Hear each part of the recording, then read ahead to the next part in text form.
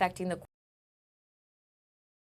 Stephanie Barrichello join us here in just a few minutes with a full look at your forecast. But if you do not need to be outside today, the recommendation is to not be outside today. If you do need to be outside for any prolonged period of time, which I feel like is probably more than 5 minutes when we're talking about the air quality, please wear a mask and make sure that you are doing everything you can to be safe, because even just a little bit of time in this could actually cause some pretty permanent damage. So again, just want everyone to be safe this afternoon and tomorrow as we continue to deal with the remnants of this wildfire smoke coming right now from Canada. Again, Stephanie Barrichello going to be joining us here very soon with a full look at your forecast as we really continue to monitor this as our big story. In a little bit, we'll also have our weather expert Holly Baker out in the weather truck driving around and showing us kind of what this not fog, I always want to call it fog, it's wildfire smoke, does look like around our area.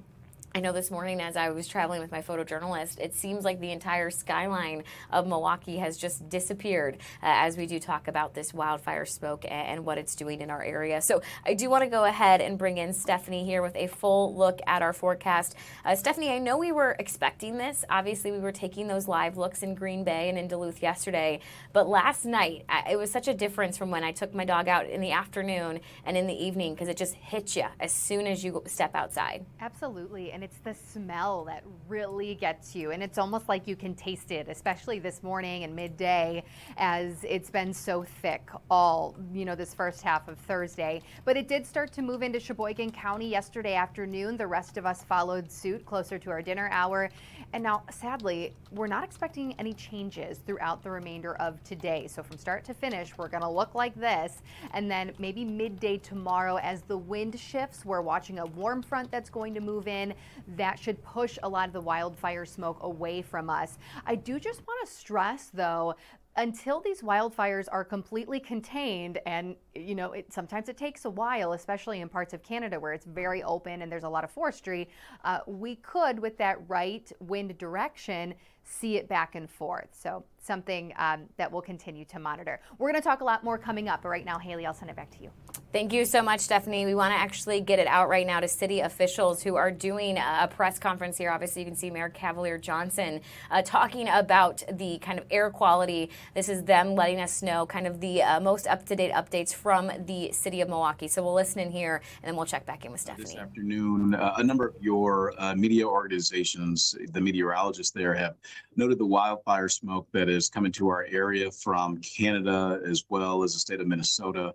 And, as they pointed out, they can provide some, unfortunate health consequences, serious health consequences for vulnerable populations. And so we're taking some precautions at the city of Milwaukee, and we encourage other people to do the same. So what I'm going to do now is pass it over to Michael Todoritis, the commissioner of the Milwaukee Health Department, to go into that. We don't know exactly when this will pass, but I want the commissioner to touch on some of the precautions that we're taking here at the city. So, Commissioner, I'll pass it to you. Thank you, Mayor Johnson, and thank you, everyone, for taking this time. I'm Mike Todoritis, the Commissioner of Health for the City of Milwaukee. We're calling this press conference to really draw attention to the hazardous air quality that we're experiencing right now in the city. We've had wildfire smoke in the city before. This is something that we respond to, regularly monitor. As the mayor mentioned, meteorology and local media have been covering this over the last couple of days, but today, unfortunately, the forecast was to have slightly better air quality than what we actually are seeing right now. And as the day has progressed, the air quality has gotten worse. So the current air quality is 635, which is a cumulative number that looks at 5 different pollutants: ozone, particulate pollution, carbon monoxide, sulfur dioxide, and nitrogen dioxide. And typically with wildfire smoke, we're seeing contaminants like fine particulate matter, which is the fine ash that's in the air that can be inhaled and come into your system. So because of the hazard that this wildfire poses, we are encouraging everyone to stay inside and to limit the activities outside as best you can. If you do need to go outside, we encourage everyone to wear a KN or an N95 mask to help filter out that fine particulate matter that's floating around in the air right now. You can feel it in your throat, I'm sure. coughing and you get headaches from that particulate matter. And we're really advising everyone to take this seriously and to take the steps to protect yourself right now.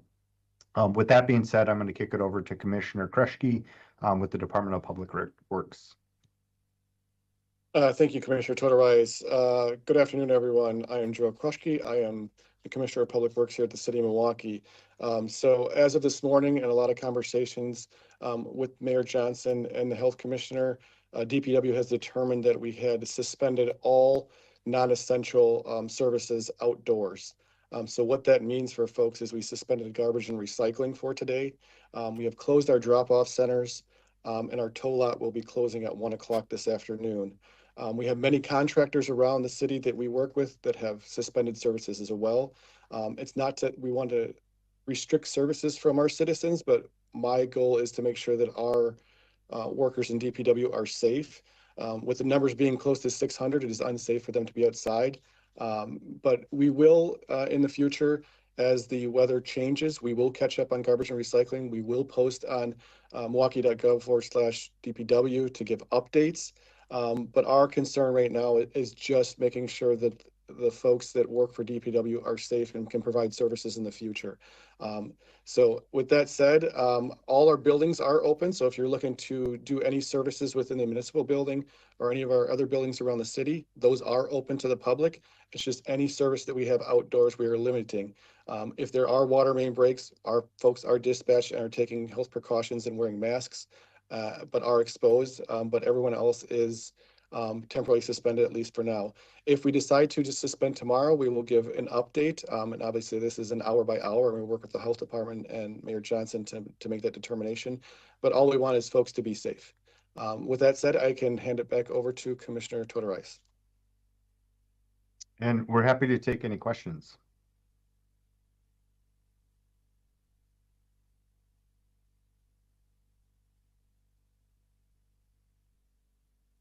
Madeline.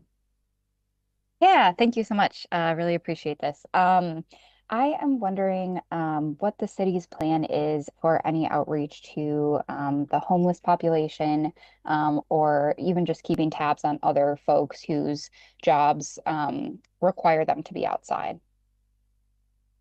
Well, as we pointed to, the local media and meteorologists have been covering the smoke, inhalation, and the dangers right now that we're experiencing. We're taking this moment right now, obviously, to do further notification and draw attention to the hazards. And then we work really closely with our partners across the city and the county to ensure that folks have access to N95. So right now we're prioritizing getting masks to our city staff that need to be out in the elements. Right now, as Commissioner Kreschke mentioned, some of our water crews are working on water mains right now. So we're taking time to make sure that folks have that equipment, and then working with our partners as well to make sure the vulnerable are taken care of. So there's an emergency shelter right now as a result of a apartment fire from a couple days ago, where we just dropped off some additional masks to that emergency shelter to, again, ensure that folks have that protection.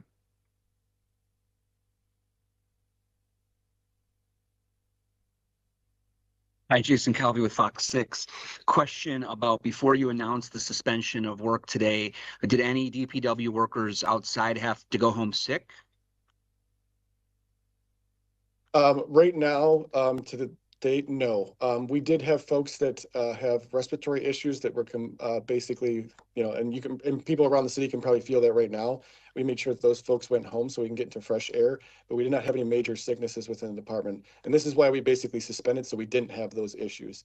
Crews did start early this morning at 6:30 just doing work, but then we suspended right away just based on the air conditions.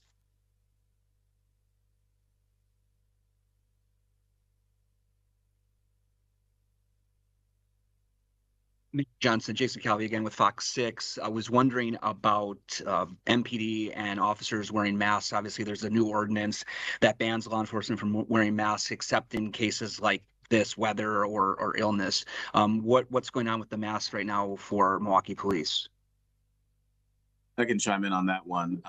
I think it's important for us to recognize that this is a special circumstance, and I want for our officers to be safe when they're out there in the community protecting and serving Milwaukee. So I agree with the message that went out to police officers for them to wear masks when they're outside, especially given the health concerns that we've been talking about here today. And Mayor, following up on that question, I know the Department of Justice at the federal level is giving you a Friday deadline to respond. What is your response? Is the city going to enforce the ordinance against federal agents banning them from wearing masks? I'll leave that to the city attorney to discuss.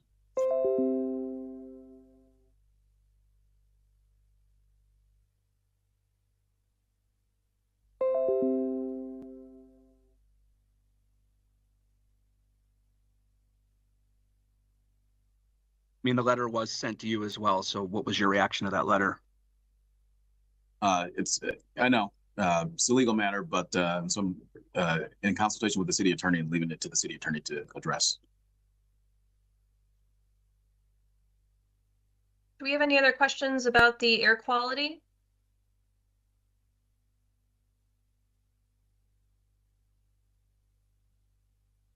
Okay, hearing none, I think we are good to call it. Thanks, everybody.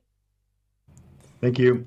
All right, there is kind of the latest update on the wildfire smoke here in Milwaukee from city leaders. You heard that they are kind of suspending some of the outdoor jobs for city employees because, again, it is not a good day to be outside as we continue to talk about the wildfire smoke here in our area. Want to bring it back over to Stephanie Barrichello, who so graciously let us check in on that press conference, but I know you were giving us a full look at the forecast. And again, it's when I look at these live looks outside, it almost takes my breath away because it's so shocking to see this, Steph. Absolutely, and it does. I mean, it looks like fog, but it's not fog, unfortunately, and we need to just keep reminding ourselves that it is thick enough to reduce visibility, the wildfire smoke that is, and that's why all of our live cams have essentially looked like this one, looking down at Milwaukee.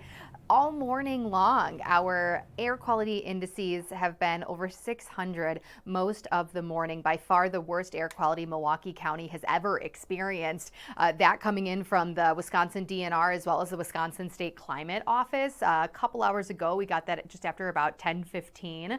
So previously, the worst air quality index reported within Milwaukee County was 300. So we're talking double that, and that was back 1987. So it's been quite some time. I know we've had more so in the last couple of years wildfire events like this, but I do think because we're a bit closer to this one, essentially proximity wise, with the fact that a lot of this activity is also in northern Minnesota, it is very thick, it is very stagnant across our area.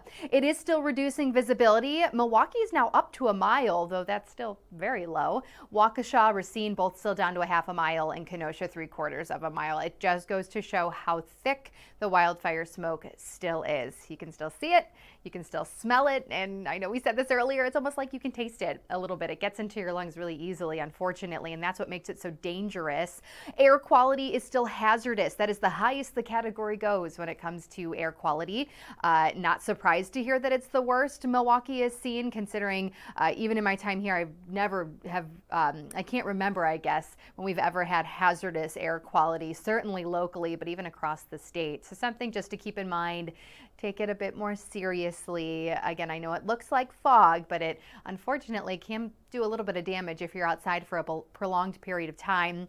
Zooming in on southeast Wisconsin, this is for our entire viewing area under that hazardous category. We are expecting to stay within that hazardous category through the remainder of today and potentially even into Friday morning. But by midday Friday into the afternoon and evening, we will start to see big improvements as a warm front moves in and shifts our surface wind out of the southwest. And that'll really help, I think, push a lot of the wildfire smoke to the east.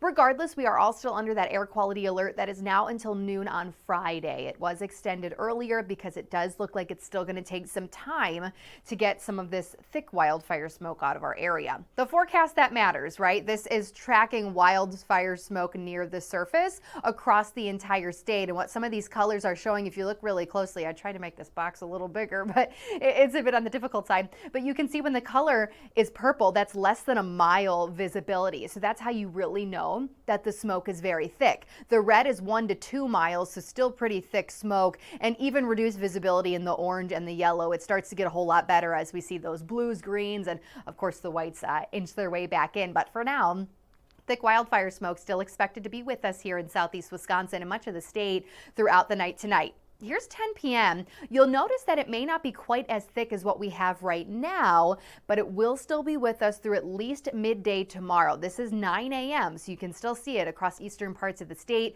But as we get to about 2 or 3 p.m., most of it is either way up north or way east of us. So we still have some time with the conditions we have out there right now that we are going to have to deal with.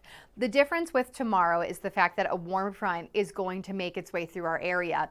That also means the heat and the humidity return tomorrow. We're not outside today anyways, but it is much cooler out there right now compared to where we've been the past couple of days. It's really a shame that we can't be out enjoying this northeasterly breeze. Dew point's still a little up there, but temperatures are actually in the 70s. Tomorrow, 90-degree temperature is going to make a return. So that warm front is still way out towards the west across the upper plains, but it's what's going to move in our direction and eventually bring in some southwesterly winds. That'll bring in more heat, more humidity, but also push a lot of that wildfire smoke then to the northeast of us. So, states like Michigan, the UP might still be dealing with a little bit of wildfire smoke, but I think especially here in southern Wisconsin, we're going to be all right. So then after the wildfire smoke moves out, we'll switch our focus a little bit to a bit more heat and humidity for Friday and Saturday, though not even as bad as what we had the last couple of days. I'm not really anticipating feel-like temperatures Friday or Saturday to be in the triple digits, but just know it is going to be a little bit different than today across once we get to Friday and Saturday. I know I mentioned this earlier too, so we do get a break from the wildfire smoke later Friday into Saturday. Saturday's air quality forecast is to be in the moderate range, which is what we had yesterday before the wildfire smoke even moved in. That is very normal. But until these wildfires are completely contained, and it really can take some time, especially for the ones in Ontario, because remember, Canada is very big, it's very open, a lot of forestry.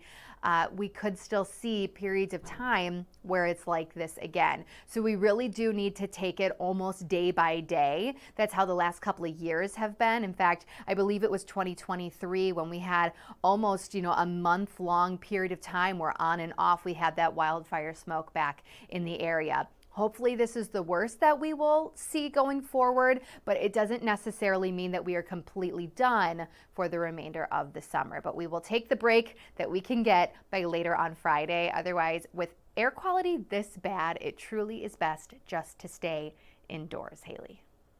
Yeah, I will say this. I briefly was outside this morning and it hits you so quickly. Yeah. And when you were just showing the map of the area that is in that kind of hazardous category, it's shocking how widespread it is. When you think this is the most severe category, usually you would think it's a smaller group impacted, but that map just shows you how many people are experiencing this right now. So I want to ask your opinion here as a weather expert, because I imagine some people watching know to stay inside and they think, I don't need to mask up, I'm not working for hours on end outdoors. But how long should we how long can we be outside before we need to put that mask on? Is it a matter of minutes when it's a condition like this? Is it 10 plus minutes? Kind of what's the guidelines here? Sure, and I'm not a doctor, so I don't really know specifics, but we did interview a doctor yesterday, and it was actually really beneficial because even he said, if you're just, walking to your car and then walking from, house to car to work, you don't need a mask, you're going to be okay. Although, that was yesterday. Air quality, I think, is so bad that it still would be beneficial to wear that mask, even if you are, just doing the the house to car, car to store, or car to work. But anything longer than that, I would go straight for that N95 mask, because that is how bad the air quality is right now. You know, we've talked about it ourselves.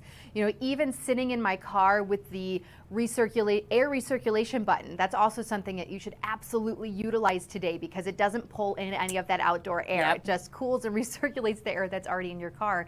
I still smelled the smoke, and I still almost instantly got a headache. So I do think, because it's at the level that it is right now, it really would be best just to keep that mask on. But otherwise, you know, if you're only out there very briefly, you can probably get away with it, especially if you're healthy. But lung, heart-related issues, keep that mask on all day, and in all reality, stay inside if you can. Oh, I will definitely be masking up when I take my dog for a walk today, even if it's a quick walk. We want to be safe here. Obviously, we are also practicing what we preach. We have no outdoor live shots today because we don't want our reporters or our photojournalists exposed to this.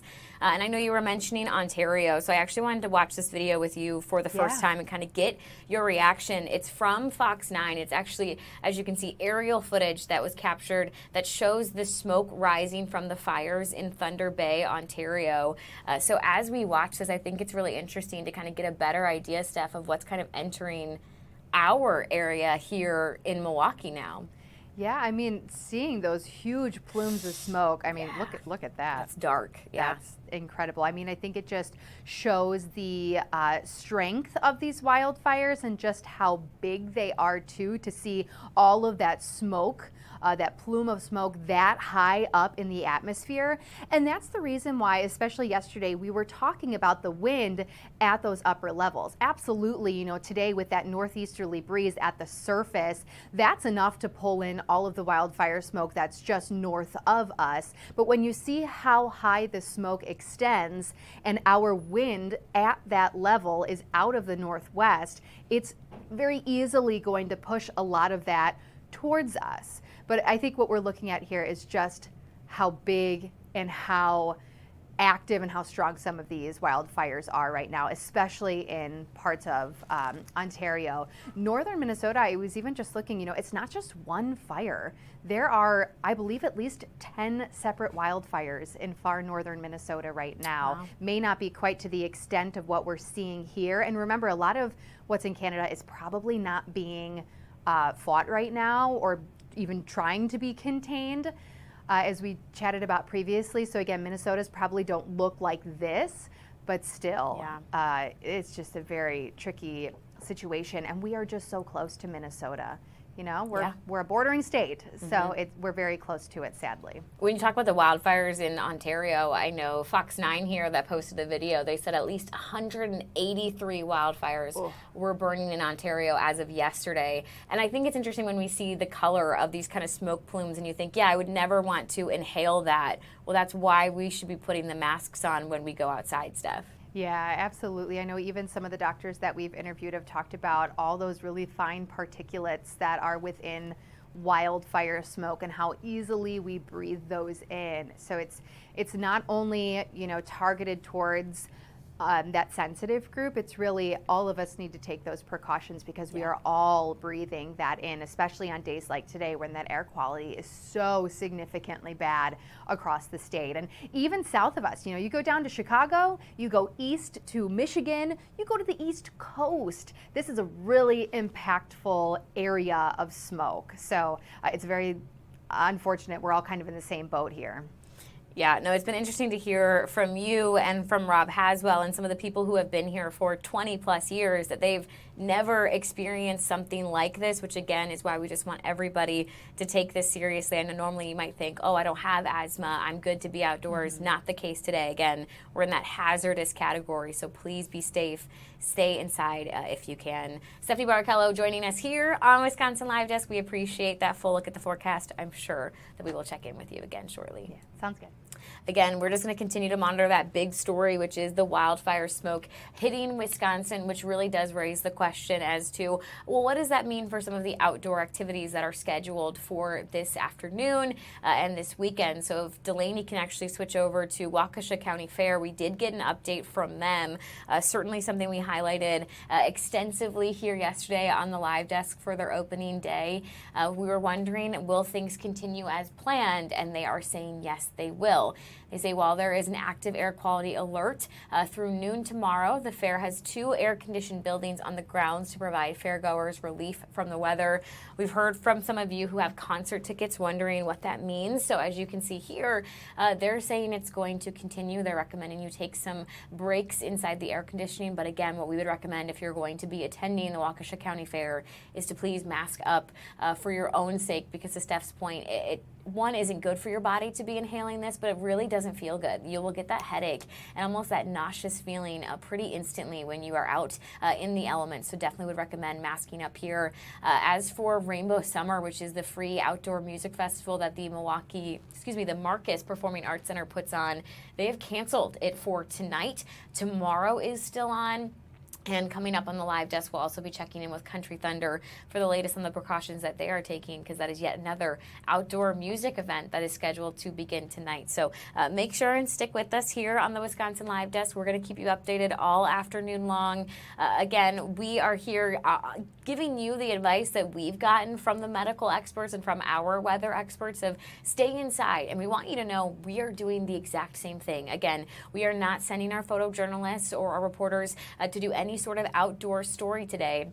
We don't want them to be live outside, even those short times where they're kind of going between their car and whatever. We've been given masks to mask up because we want to make sure that we are being safe as we report on this very big story that we know is impacting so much of our area. Want to take another live look outside here from our Estabrook camera, because I just find it so incredibly fascinating, the lack of visibility here. As I mentioned, I was driving around downtown Milwaukee earlier this morning, and it just seemed like the skyline had disappeared, and that's because of this very heavy smoke. I can show you a couple other looks here. This is from the Modern camera, where again, the farther you look, the more that it seems that we're losing these skyscrapers in the background. Another look here as well, just showing that it is absolutely here, which again, if you've been following us since yesterday, we were kind of tracking it in Duluth and we were tracking it in Green Bay, and suddenly it is here right now in Milwaukee. A couple other looks for you,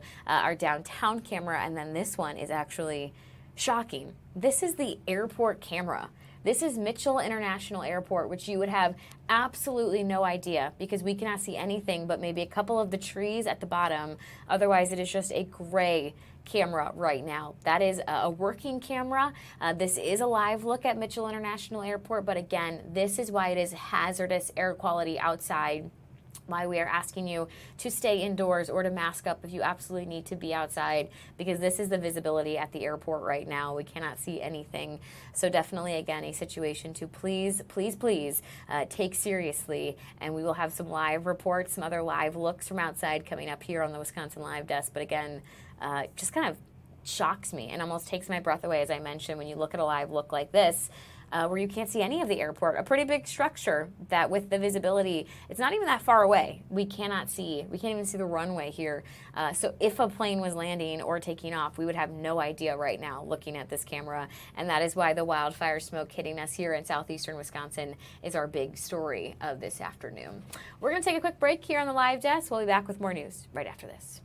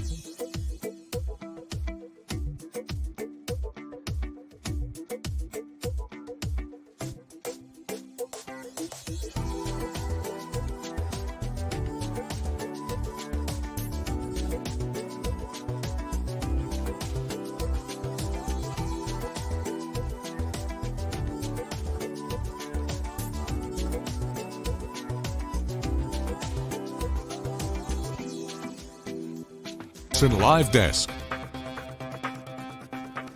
Hey everybody, welcome back to the Wisconsin Live Desk. Haley Spittler here with you at 12:31 here on your Thursday afternoon, where of course the big story is this, that wildfire smoke hitting Wisconsin, resulting in some hazardous air quality. When you hear that, that is the worst category, so you know it's something to take seriously. This is a live look again at Mitchell International Airport, but take a look at some of the photos that we've been sent showing the heavy smoke here in downtown Milwaukee. Again, I would highly recommend not doing any sort of a workout outdoors. If you even need to be outside for even a short period of time, please mask up. We want everyone to be safe today. This is the Hone Bridge, just absolutely covered in this wildfire smoke. So just want to quickly walk you through a couple of the tips that we've gotten from the DNR on ways to protect yourself from the smoke here. Number one, close your windows and doors. Please do not be breathing this in. You should also avoid cooking, smoking, or burning candles for the time being. Run AC on recirculate. This is especially important when you are in your car. This is what Stephanie was talking about. You just want to keep the air that's already in your vehicle, hopefully that kind of smoke-free air recirculating in your vehicle. You don't want to be taking anything in from the outside, because then you're going to be smelling and driving in that wildfire smoke as well. And of course, that big one here on your screen, wear that mask outside. You only need to do it for a day or two, and I promise you, you will feel better wearing that mask outdoors. So please kind of follow these advice and tips here from the Department of Natural Resources as we work through this big story of the afternoon, which is the hazardous air quality here in our area. As I mentioned, our reporters are all kind of following that same guidance. They will not be live outdoors today. We aren't doing any sort of outdoor story. We don't want anyone to have to be breathing this in too long.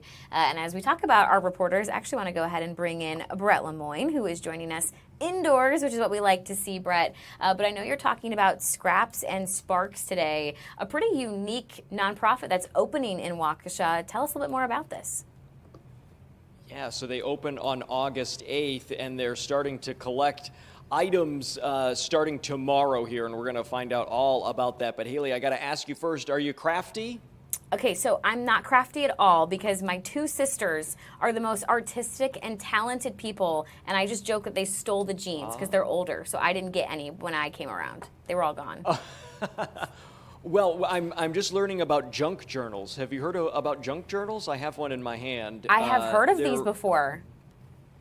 Yeah, I guess it's a craze right now that's really, really taking off, and a lot of people are making them. It's these beautiful books that are just kind of filled with art and just kind of everyday items that are repurposed.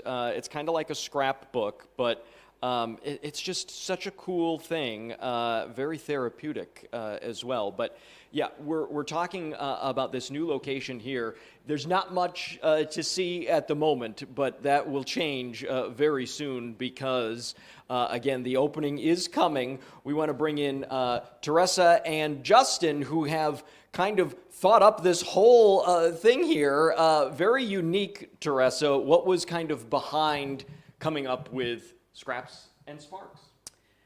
Pretty much I wanted to give back to the community, and it happened that it's going to be Waukesha, and recycle and reuse a lot of stuff that people are throwing away so that we can keep that out of the landfills and then provide the people in the community like students, teachers, artists, everyone the availability to kind of get supplies to do the fun stuff they want to do with art. And so you're asking the public to donate. If you've got, and parents watching this know exactly what I'm talking about, right? Because you probably have buckets full of crayons and markers and tape and all sorts of construction paper and things like that that's just sitting at home that would probably end up going in a landfill because the teachers want you to bring new stuff in every year. And so you're like, what do you do with it? Well, you bring it to a place like this, and then they repurpose it, and you keep it out of the landfill. You end up selling wonderful, like, little packets. Kind of explain what you kind of end up doing with those items that get donated. So this is just scraps. Now, I got a lot of books donated back when I was a teacher, and so in order to kind of, kids didn't want those books, or they're old books, they're out of, they're just not interesting anymore. So we can actually cut those books up use pages of those, and then use those in junk journals. The other thing is, you can do like kids' junk journals, like for parents of wanting to put like student work in, student pictures. They can do a journal using, some of the stuff that we put together. Well, you show us, I mean, this is like your masterpiece here. This is something that you created. It's a Barbie junk journal, and it's pretty cool. It's a Barbie junk journal, inspired by my daughter, who is a big Barbie girl when she was little. And so basically, I just took pages of Barbie books, pages, here's like from a Stanley Cup, old magazines. We made some little paper dolls and little pockets with little fun stuff inside. And so making the junk journal and making her a junk journal for Barbie, I know I did one for a puppy for her too. It's kind of fun, and it is, using up and using recycled products and old papers and old books that you put together and make this possible. Yeah. And Justin, this is a nonprofit. So you're able to ask people for the donations, and then they get something in return in some ways. Yep. So they'll get a tax deductible receipt so they can claim it on their taxes if they're allowed to do so. And then we also have a rewards program set up. So for every donation you make, or when we open every purchase you make, you'll get a stamp on a punch card, and when you fill that up, you'll get an extra discount on a future purchase that you make. Well, what items are you looking for? Is there anything in particular that people should kind of scrounge around and open their drawers and cupboards to look for? Anything and everything, artsy, crafty, even if it's half-used or half-empty box of crayons, some journals that are things, some paint, anything that is still usable in some way, we will take. Because I think, and Teresa touched on this earlier, but I think too of paints especially. I mean, sometimes they're toxic in terms of like getting into the landfills and stuff like that. So keeping those items out is really doing us a favor in terms of helping Mother Nature. Right, we're helping the environment while at the same time offering those supplies to people that can see a new purpose or new life for those items. Mm-hmm. And Teresa, there's classes that you hope to offer. So this is really, your door kind of is going to go both ways, because you're really inviting the community in to get crafty and to embrace art and to kind of have this eco-friendly service here. Yeah. Some of the classes we're going to try to even offer in August are going to be the junk journal class. We're going to do this boho bracelets using scraps of fabric and beads. We're going to do the alcohol inks. And then there's an artist actually who's right next door who's going to probably do a watercolor class. Very cool, very cool. So the possibilities are endless, guys, right? I mean, it's such a neat thing to have here. This location is great, too. You're just basically like 2 blocks away from City Hall, so it's very easy to find. You're right in downtown. And hopefully, there will be many people that will be coming in, dropping items off. You're going to make it easy for them this week, too, right? Right. So tomorrow we're going to have kind of a drive-through going on, and we'll have a tent set up where you can just drop off your stuff. We'll bring it in and give you your tax coupon and your punch card, so that we can collect all these supplies. And we've had, I want to thank everybody, because we've had such an overwhelming, warm, the people in Waukesha are just, they want to donate. They're set. I think people are excited to come tomorrow. So I think it's going to be really fun. Yeah. Well, and we were talking too, because you both have art backgrounds and teaching and whatnot. And, we think it's sad that sometimes in the classroom art takes a back seat. And so this is really a great opportunity to kind of embrace that. And there's a lot of creative kids, a lot of creative adults out there too, like Haley's sisters watching who love to do these things and maybe just want to give it a try too. And it's kind of a fun, you said it's very therapeutic. Yeah. And the classes we're going to have are going to be small, so you don't have to be afraid. There'll be kind of a one-on-one attention, teaching you how to do, maybe something you wanted to learn. Yeah. Well, very neat idea, guys. Thank you so much for letting us in early to take a look here. And again, Haley, I mean, these things are just so, I got to put this down here. It's always so hard to hold the microphone and and visualize. But I mean, there's so many cool things that you can do. And how long did this take? With days, hours? That took a while because Yeah. you actually have to sew those signatures into the book. Sure. So just a lot of gathering of stuff. Yeah, Yeah, a lot of collecting time. collecting the items is probably Right. one of the hardest It parts, is. and so that's another reason why it makes it so much easier when you have a store like this. You can just walk in and grab a packet here for $3, and you'll be on your way. You can do whatever you'd like. Start a junk journal, decoupage.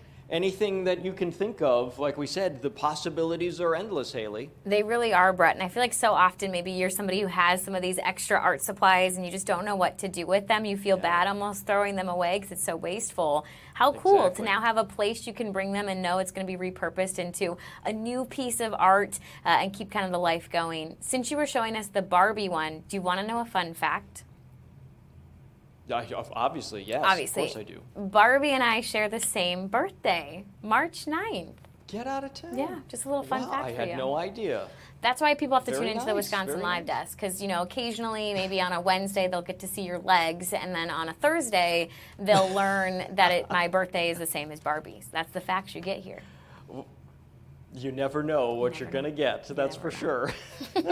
All right, Brett, thanks so much for joining us here on the Live Desk again today. Of course, getting kind of a sneak preview there of that new business, Scraps and Sparks. It's going to open next month, repurposing those old art supplies. And I love what she said, actually, about not being afraid. Maybe if you are someone like me who doesn't think you're a DIY type of person, about going to some of these classes because they're going to be nice and big. You'll be in a group of people who are all learning together. So definitely going to be a really cool and unique new business coming up in Waukesha. All right, we're going to take a quick break here on the Live Desk. We'll be back with more news right after this.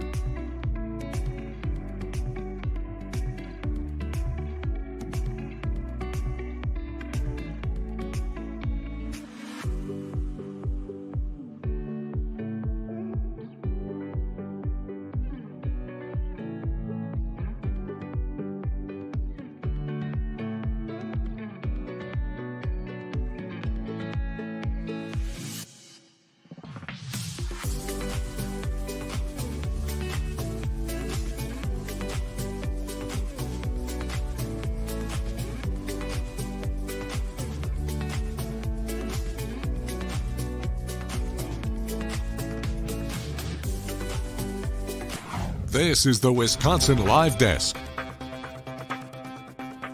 Hey everybody, welcome back to the Wisconsin Live Desk. Haley Spittler here with you at 12:46 on your Thursday afternoon. Again, the big story of the day and what we'll continue to talk about here on the Live Desk is the wildfire smoke from Canada now hitting Wisconsin, resulting in some hazardous air quality. If you're wondering what you're looking at right now, that is Mitchell International Airport. You would have no idea because you cannot see any of the building. You cannot see any of the runway. You just kind of see gray. And that is, again, that wildfire smoke now in our area. Not just Wisconsin being hit hard by this, so is our neighbor Minnesota. So we're actually going to have, in about an hour, a live report from our sister station there on what conditions are looking like. So definitely going to want to stay tuned for that. In about half an hour, we're also going to get Holly Baker out in the weather truck, chatting with Stephanie about, again, just these conditions and what they're seeing, because it is something to take in. But I would recommend taking in from indoors. Please do not be out in this if you do not need to be out in this for your own sake, for your own safety. Even just the headache and the nausea you get from smelling such a strong scent of wildfire. It is not a fun experience. Again, here at Fox 6, we are practicing what we preach. We're recommending that you guys stay indoors, and we're doing the same with our crews. Usually on the Live Desk, you might notice a lot of our reporters are doing their live reports from outdoor areas. Not today. Our reporters are staying indoors because we want to make sure that they also remain safe. In the meantime, while we wait for some of our big weather stories, I want to get us out to D.C. Caroline Leavitt, the press secretary, currently answering media questions. This comes ahead of President Trump actually set to address the nation tonight. We know some of the topics he says that he's going to include will be elections and voting machines.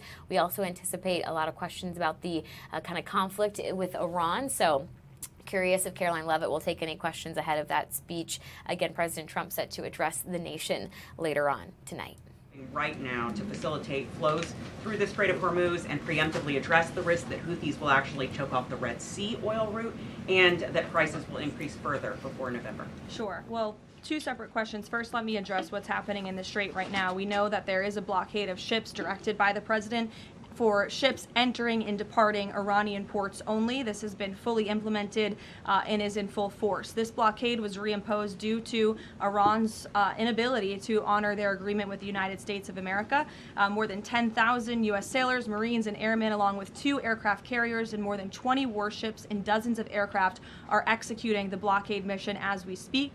And during the first 24 hours of the blockade, U.S. CENTCOM has redirected 2 compliant commercial vessels and disabled 1 non-compliant vessel. So look, the Strait is open for ships that are not traveling to and from Iranian ports specifically, and the U.S. Navy is there to ensure that can take place. With respect to gas prices, as you know, the price of oil right now is approximately $80 a barrel, maybe a little less. Before I came out here, that's what it was at. Gas prices are down approximately 60 cents a gallon off the peak of this conflict, and the president was honest with the American people from the beginning. There may be temporary disruptions in the oil market, but what we haven't seen is what all of the naysayers said, that there would be massive increases in the price of oil that so many warned about. And that's in large part because of the president's domestic energy policies here at home to revamp our domestic production here, but also the administration has taken many swift actions to mitigate these temporary disruptions. As you know, we've released oil through our SPR, the Jones Act waiver, which has been incredibly effective, fuel environmental waivers. We also President signed the Defense Production Act to restart California oil production. So all of these very swift and mighty actions on behalf of this administration have led to a rather stable oil market, and the president will continue to do all he can to ensure prices come down, stay stable for the American people and the American consumer until the end of this conflict. And ultimately, I think Americans should keep in mind why we're doing this in the first place, to ensure that Iran, a terror state, can never obtain a nuclear weapon. Dasha, go ahead. Nice to see you back. You too. 2 questions, one on tonight and one on immigration. It strikes me listening to the conversation in this room about Iran, given the questions that folks on both sides of the aisle have about strategy and endgame, given that the United States has intensified strikes on Iran, typically in a time of conflict, when the president gives an address to the nation, you would expect him to address this conflict. Number one, will he talk about Iran, and why is that not the major topic of of his speech.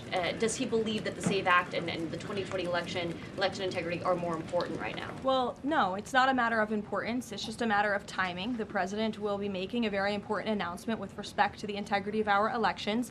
However, it is also very possible at the top of the speech he will mention the current situation with Iran and also the economy as well. As you all know, President Trump is a man of his own word, and he sometimes is thinking about these things up until he walks out. But we have had conversations about him addressing a range of topics, and that could very well be possible tonight. Again, this is all more reason for all of you to carry the speech live and for the American people to tune in tonight so they can hear directly from the the president and draw their own conclusions. Caroline, go ahead. Caroline, sorry, I just wanted to add the immigration question real quick. Sure, Caroline, go ahead.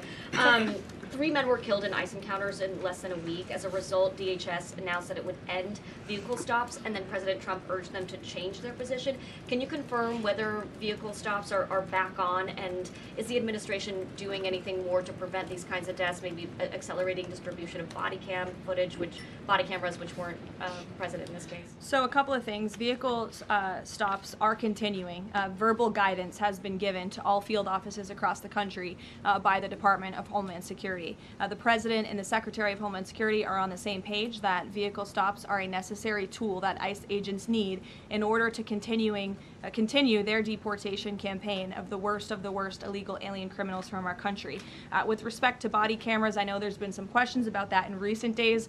Over half of all ICE field offices now do have body cameras, and the remainder of the field offices are expected within 60 days. It's been a slower rollout than we would have hoped, but that's because of the Democrats' decision to shut down DHS for several weeks. So we expect to fully execute on the promise of body cams to all field offices across the country very soon. Karen. On the parasite outbreak related to Yes. produce, can you give an update on the administration's response to this? Are there federal officials on the ground in the hardest hit states right now doing any testing of production facilities or farms to try to figure out where this outbreak has started? Sure.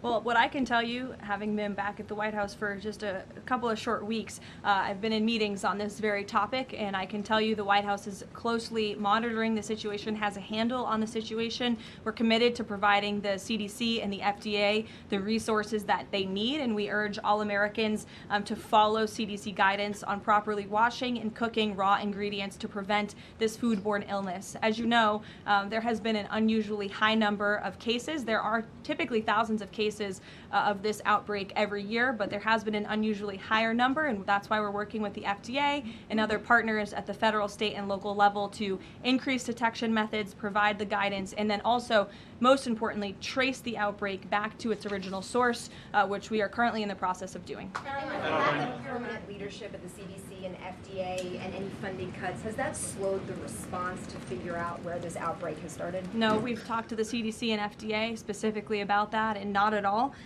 They have the resources they need to make sure that Americans are fully informed and protected from this illness during this time. Caroline, please. Caroline, welcome back. Thanks. Last year, the administration signed a critical minerals deal, mining deal with Kazakhstan for a little-known U.S. company. It was an agreement that President Trump and Howard Lutnick got tentative approval for with Kazakhstan's president in September. 6 days before the deal was signed, which was in November, the president's older sons with other partners took a 20% investment in a company related to the deal. What did the president know about his son's involvement in this arrangement, and when did he find out about it? From my understanding, Maggie, nothing. I've spoken to the president and his family about this. They would absolutely never do anything that would put the president in a place of a conflict of interest. And we have timelines to give you and to provide you, which we did to the news media at the time when this story broke, to prove that very point that I just made. Sorry, just 1 second. So the president did not learn about it until it was in the media? That was when he found out? That's my understanding of the matter, yes. Caroline, Go ahead. Thank you very Carrie, I'll much. go to you after. Just Thank you. Sure. Thank you. Go ahead. Me? Okay. Why don't we just... Okay, thank you very much, Mr. Curtis. Starting in the very, back. very welcome back. Okay. Thank you. Yesterday, Iran launched a drone attack against U.S. facilities in Erbil, threatening American personnel and the Kurdistan region, one of the American closest partners in the Middle East. What is your message to those responsible? And are you staying with your loyal ally in the Middle East and at least helping them to defend itself? Who launched the attacks? You're saying Iran, yes, Kurdistan of course. region. Well, I think I've addressed that previously in saying that Iran has unfortunately shown to violate the word that they struck with the President of the United States. They're paying consequences for that in the strikes that the President has authorized in the recent days. Thank you, Caroline. You were with the President in Ankara for the NATO summit, and there Ukraine was one of I was not, actually. Oh, you were not. Okay, yeah, but the issue of Ukraine was one of the most important topics there, and the situation is escalating between the two sides in these days, but there are still efforts. Can you give us more information about where we are and how the local power breakers, including Turkey, are involving in order to solve the problem? Sure, I'll check with the National Security Council and get back to you on that with more specific guidance. What I can tell you is I know the President greatly enjoyed his visit to Turkey, and not just his participation in the NATO summit, where he applauded the United States for getting our NATO allies to step up and pay their fair share for our defense, but also he greatly enjoyed his time with President Erdogan in Turkey and appreciates the bilateral relationship between our two countries. Kara. Caroline, welcome back. Again, we are currently listening live right now to the White House press briefing there with Caroline Leavitt, now back from maternity leave. She's touching on a myriad of topics there, addressing the conflict in Iran, talking a little bit more about President Trump set to address the nation, which again, he has said his topics will talk a little bit more about voting and kind of election fraud. Also talking about cyclosporosis, which we've seen that outbreak of, linked to kind of fresh produce. So again, she's touching on quite a bit right now from DC, and we'll keep our eye on this briefing and let you know if anything else comes out of it that you need to know about. For now, we're going to take a quick break, and then we're going to get right back into our big topic of the day. Again, that wildfire smoke from Canada right here in Milwaukee, and you can tell that it is certainly impacting us in a pretty big way. Hazardous air quality is right now the situation. So again, something to take seriously. Gonna hear from a Climate Central expert and Rob Haswell in a little bit, as well as ask you guys to send us the photos you are capturing outdoors today, although hopefully you're taking them from inside because we want you to be safe the way all of our reporters and photojournalists are doing today. We'll take a quick break. We'll be back with more right after this.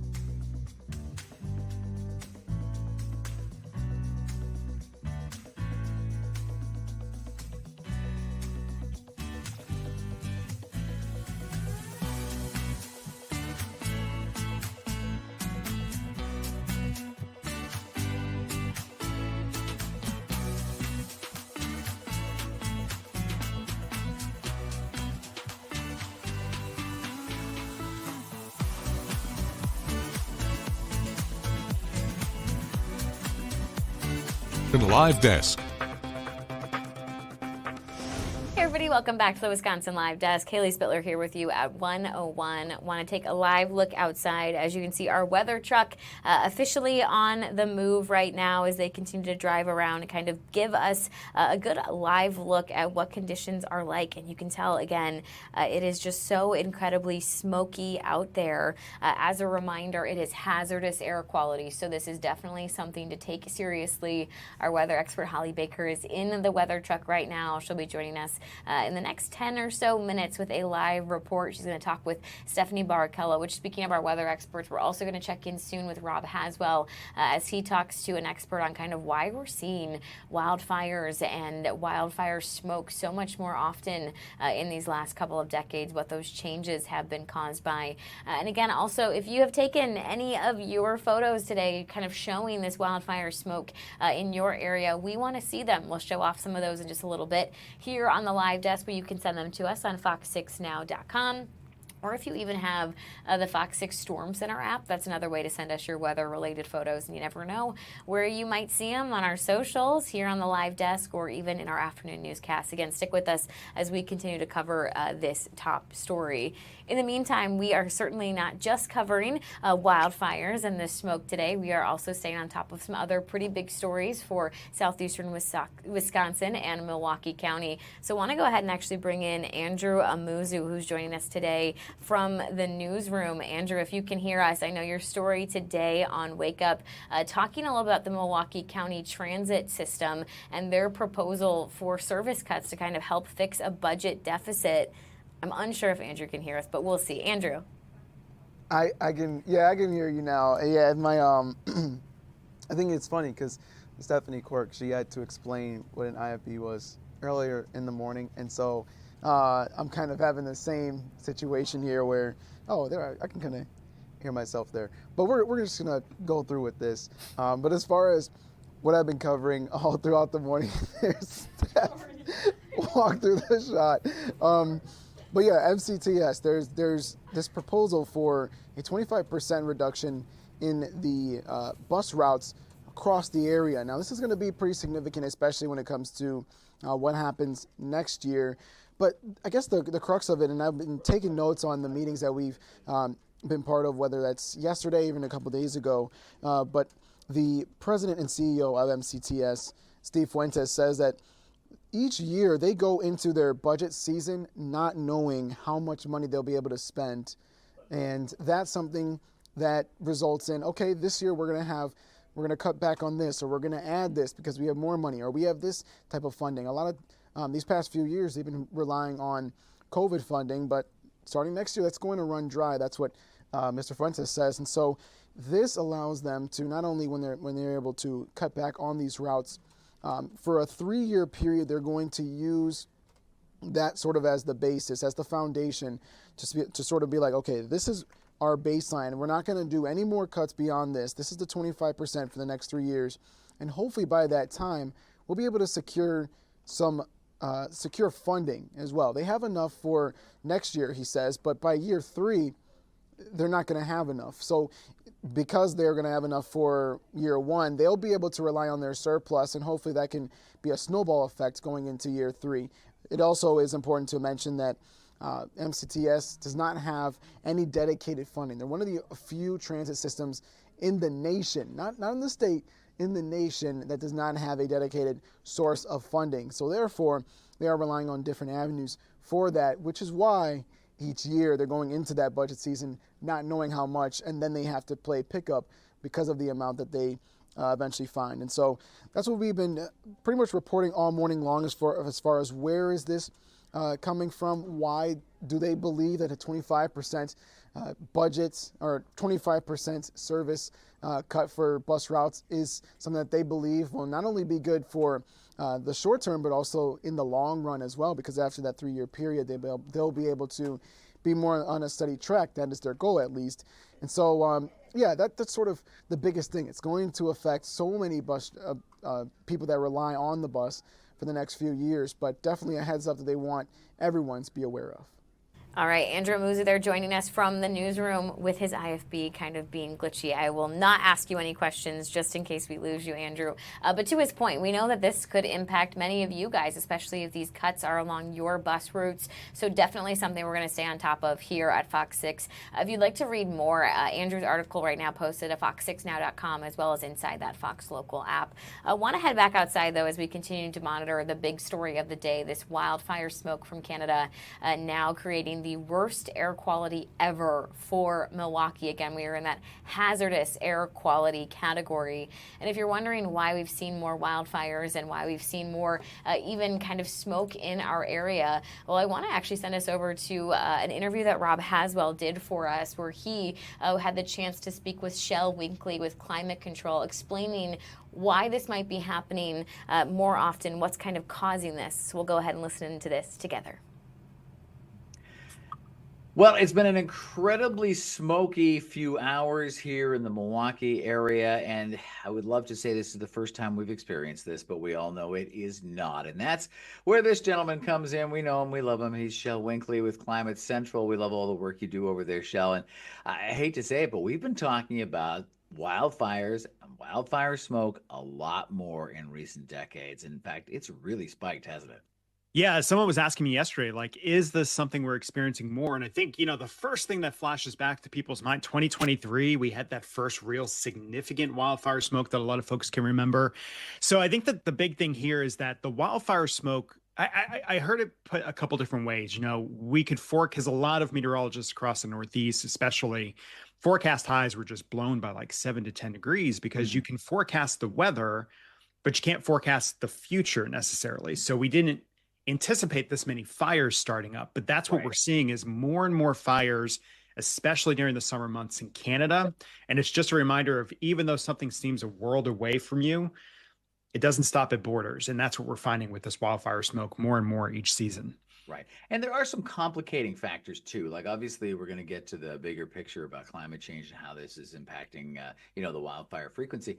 There are other things too, right? Like, we just haven't really invested in our forestry the way we should have. And when I say we, I say North America. This is a problem in California with the California wildfires, problem, in northern Wisconsin, northern Minnesota, where there's also wildfires, but same thing across Canada. There just hasn't been the same investment into maintaining the forests the way we probably should. And there hasn't been the same investment into the infrastructure to fight these fires when they do fire up. But putting that aside, even if we had, the frequency has gone through the roof just with the change in our climate. Yeah. And to add to that, we know, fires are really hard. We can do attribution for a lot of things, and we'll talk about that here today. But we know that most fires are started, not necessarily this case, but most fires are started by either humans or by lightning. Those are the two main causes that we see wildfires begin. So we're not saying that climate change necessarily started this fire, but what we understand, and we can look at the long-term trend and what we've seen season after season, is that these underlying conditions that lead to these high wildfire weather days, that's what we're able to say, yeah, climate change has a role here and it has a fingerprint. So pulled a couple things together for you here today. First of all, I think this really comes down to the big dome of high pressure, the heat dome that everyone's been talking about. So I just want to show you just basics, watch this thing build as we went through this week. It started in the western and northwestern US, and you can see this fingerprint of climate change on our temperatures that stretches all the way over to Milwaukee. But when you look at the wildfire smoke, this is the forecast for the next couple of days going into Friday and Saturday. And you can just see that big blanket of smoke that's causing that hazardous air quality conditions that we have on hand. And hopefully we'll see that abate a bit as we go into the weekend and early next week. But it's that wildfire smoke coming down from Canada. So going back to those temperatures, look at Ontario. You see this very dark maroon red color. That's what we call a climate shift index of 5. So using this attribution science to understand how much more likely temperatures are. That's the top of the chart, basically. It's the top of the chart. It's when you get to a 5, basically temperatures here, which on Monday and Tuesday, when these fires started, that was around 100 degrees Fahrenheit, about 25, 30 degrees above average for Ontario.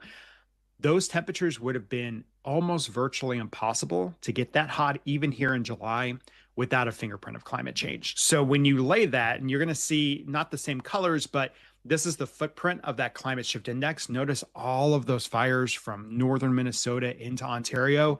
That was underneath that climate shift index of 5. So again, we know there's long-term underlying conditions, things getting drier, temperatures staying above average for longer. But you can see where we had that big cluster of a virtually impossible temperature signature right underneath where we had all those fires spark up. Right. And so, like you were saying at the top, we're not talking about necessarily direct causation, right? Like, that didn't start the flame that led to the fire, but it is creating the environment for these to flourish. And there has always been something that's going to trigger it, whether it's lightning or sadly, whether it's human beings.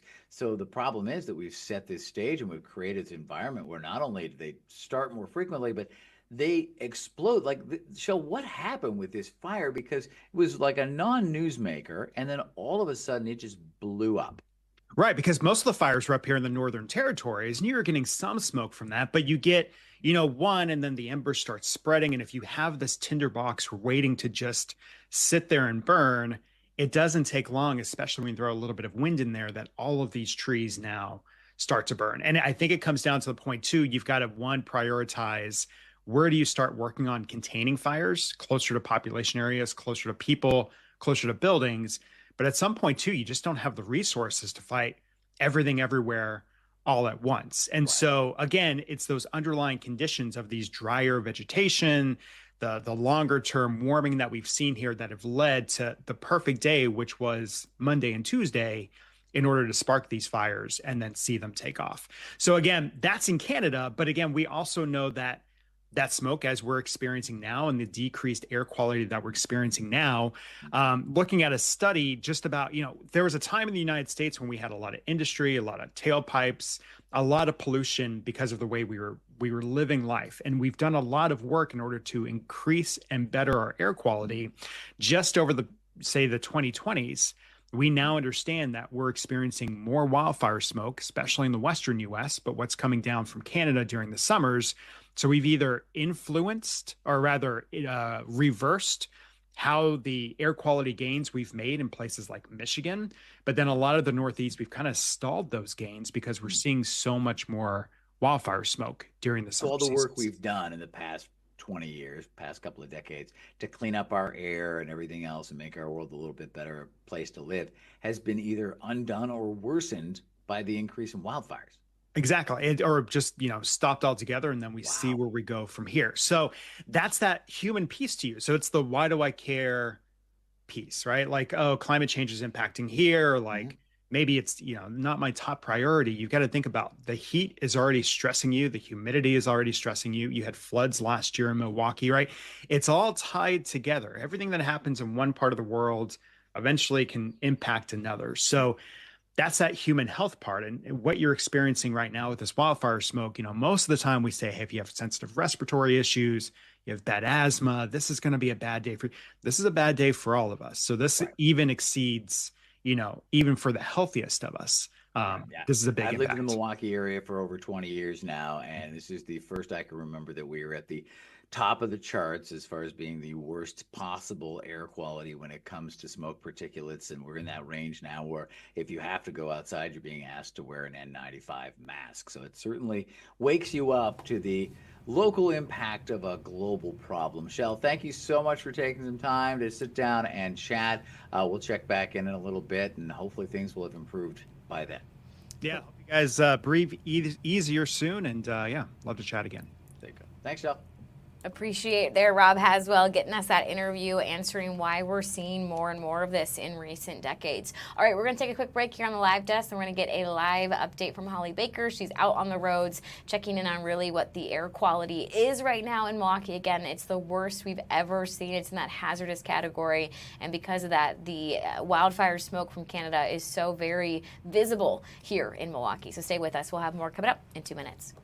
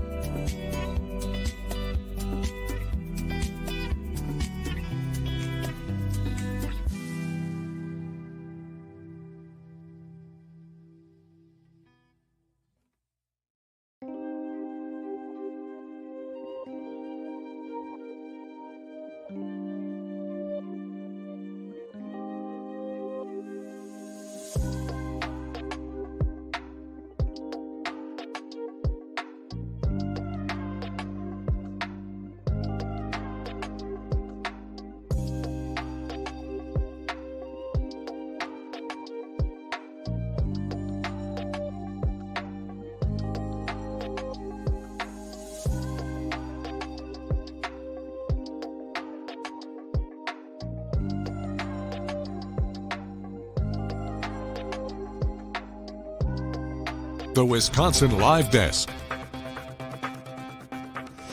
Hey everybody, welcome back to the Wisconsin Live Desk. Haley Spittler here with you at 1:17 as we continue to talk about, of course, the biggest story of the day, and that is the hazardous air quality in southeastern Wisconsin right now. It's the worst air quality that Milwaukee has ever seen. So I want to go ahead and hand things back on over to Stephanie Barrichello, of course, our weather expert, joining us right here on the Live Desk. Hi, Haley. Yeah, in fact, we can actually start with some of those air quality indices. Right now, we have an air quality index of 644 in Milwaukee. We talked about how that is by far the worst in recorded history across Milwaukee County, surpassing the previous record of 300. Which was back in, I believe it was 1987. And I've gotten a lot of questions as to how this current wildfire smoke event compares to what we've had over the last couple of years. Because as we even just heard from Rob and Shell, we think a lot back to a couple of years ago, 2023 to be more specific, when we had really on and off wildfire smoke. So I went back the past 3 years. Now in 2023, we did have a couple of days where our air quality index was 250. So that really goes to show, how much worse, significantly worse today is. And then 2024, we had a couple of days around 150. And then last year we had some wildfire smoke too. We had a few days around 175. So again, this is just significantly worse. Unfortunately, I think proximity has a lot to do with it. And then just our current setup is really keeping everything locked at the surface here across the state of Wisconsin, including here in southeastern parts of the state. So a quick look outside. I know you guys have already been looking at this view all morning long, essentially. This moved in yesterday evening. It started in Sheboygan County and then worked its way down towards the south. And then it's everywhere. Look at this. This is the view from Chicago. You would very easily from this spot be able to see that beautiful skyline. In fact, you can kind of see the Ferris wheel behind me there.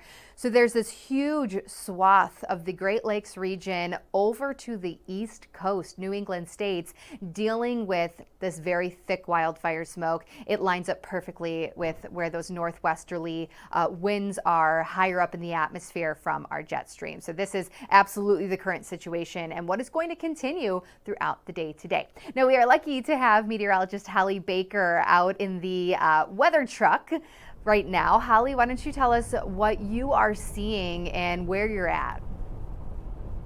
Hey, Steph. So we are basically riding towards, or we're riding to Sheboygan. We're on the interstate right now. And honestly, it is so murky out here.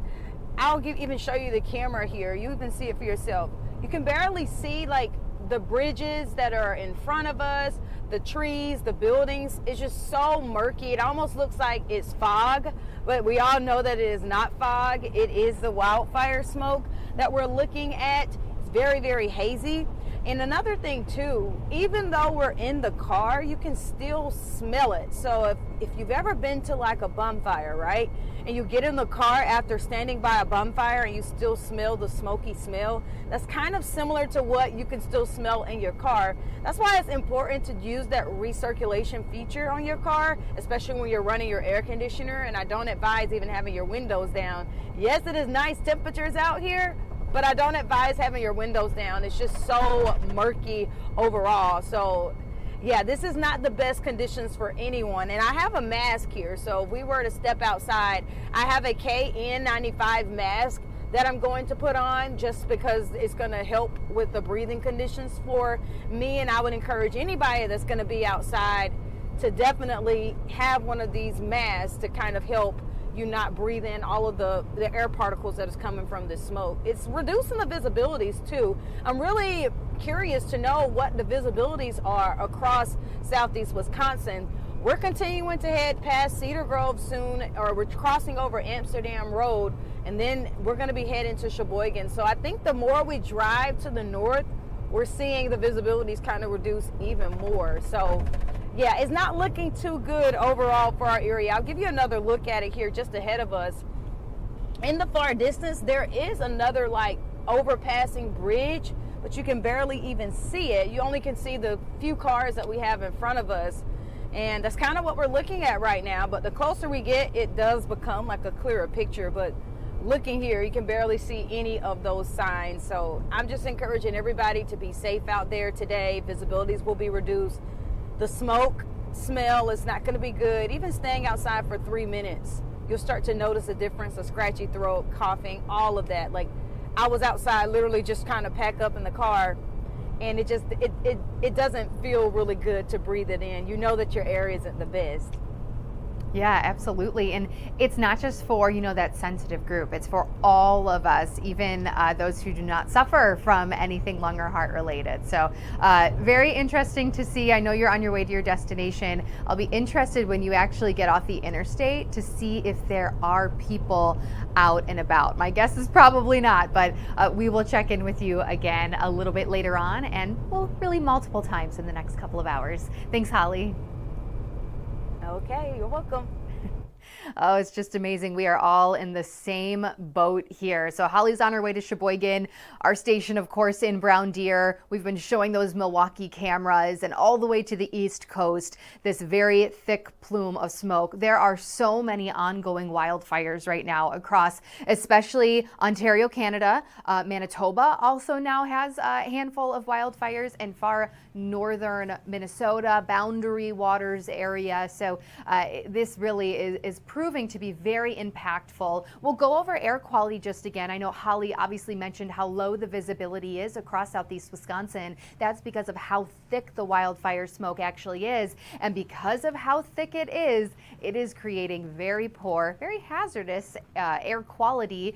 Before this, we already talked about what our air quality index is in Milwaukee. It is nearing 650, which is just a number that is completely off of the charts. Now, sadly, we are not expecting any change from this for the remainder of the day. So that goes through the rest of the afternoon and even into the evening. We could very easily stay with this hazardous air quality in our area. We will likely start to see improvement by tomorrow afternoon. So our air quality alert right now set to continue until noon on Friday. And I think by then we're going to see that wind shift, and that should push a lot of this wildfire smoke out of here. But notice again, I'll kind of leave you with this. We will continue even through our evening and overnight hours to have wildfire smoke in the area. It may not be quite as thick as what it is right now, though I will say lakeshore communities, it is possible that it stays on the thicker side. Same with Friday morning, and then bam, we get that wildfire smoke out of here thanks to a warm front and thanks to a southwesterly wind direction. So that should really help to push a lot of that wildfire smoke to the east. Now, if you are still going to be north across the UP, if you have a trip planned across Michigan State, it's likely still going to be a bit on the smoky side throughout the weekend. And it's worth mentioning that we very easily could see smoke drift back in if we see more of these northerly winds arrive. So I'm thinking, you know, Sunday, we're more than likely going to have a bit of an east-northeasterly breeze. That might be a day that we need to watch very closely. It's still a bit too far out, but I think at least the second half of Friday into the majority of Saturday looking smoke-free at this point in time. But as for the rest of the remainder of our Thursday, still keep those masks handy, and if possible, just stay inside. Haley? Definitely some great advice there, Stephanie. As we talk about low visibility, have you seen Mitchell International Airport today? Because this is crazy to me. Wow, this camera is just incredible. So, I mean, all morning long visibility in the city. So Mitchell International just outside of the city, down to a half a mile. And I think this absolutely proves that, because we cannot in any way even see the runway. Right. You know, it's runway, and then you can see the building, air traffic control tower. Very often we see planes taking off and leaving. Do we have any impacts at the airport? I know, I was wondering, because obviously you need a certain amount of visibility Right. in order to take off or to land. It does look like this is interesting. We actually have a lot of canceled flights right now, and then some delayed. Oh, wow. But it does go to then this evening, more things on time. So I would guess just seeing the canceled flights from around noon and on, and these delayed, I do think this visibility might be playing into flights trying to take off right now. Yeah, and unfortunately it is high up in the atmosphere too, with, you know, how how big these wildfires are and just how extensive some of the smoke is. You know, it starts at the higher levels and works its way down towards the surface. So I could see that being a pretty big impact. And then, of course, with the wide area, even out towards the east, that are dealing with this. Very unfortunate. Yeah. But again, we'll see as the day goes on. We normally see a little bit more in the way of mixing, if you will. So you even think of fog. A lot of times we'll mix out fog, you know, midday at the very latest. This is very different. This is that wildfire smoke, and it's still very thick. Right. But we'll see if maybe later this evening it thins out even just a little bit, thanks to, you know, more of the mixing. But at this point, we have seen no. In fact, things have actually gotten worse since earlier this morning when it comes to our air quality. So just kind of a waiting game. Yeah, right now, sadly. Absolutely. I guess we're all, you know, assuming that some of these delays and cancellations have to do with the visibility, but even a flight right now that was supposed to land in 10 minutes has delayed. So I do wonder if that is definitely impacting travelers today, certainly impacting all of us here who are having to smell this and kind of deal with it. And as a reminder to our viewers, coming up in about 15 minutes, we'll get a live report out of Minnesota as well, because we know, as you mentioned, this is kind of a widespread hazardous air quality. So we'll hear from them in just a few minutes. But Steph, we appreciate you joining us once again. Of course, no problem. Always great to have Stephanie join us. And as we talk about kind of these live pictures that we're seeing, like Mitchell International Airport, we also want to see your photos. So this one's from Kim B in Sheboygan, where I don't know what we're looking at. Maybe that's a flag in the distance. But again, visibility is just so hard to see today. So if you have any photos or videos really showing these smoky skies, we want to see them so that we can feature them here on Wisconsin Live Desk, as well as on our newscasts, and of course on any of our social media. So you can head to fox6now.com to submit those photos. This is from Trisha, showing that heavy smoke in Port Washington. It looks like something out of like an eerie movie. Again, we would love to see them. You can also submit them from the FOX6 Storm Center app, and you never know where they might show up. You could see them right here on the live desk. We're going to take a very quick break, and then Maddie Stelk's going to step in and she'll get you all taken care of. So we'll be right back in 2 minutes. After that, it will be Maddie, I promise.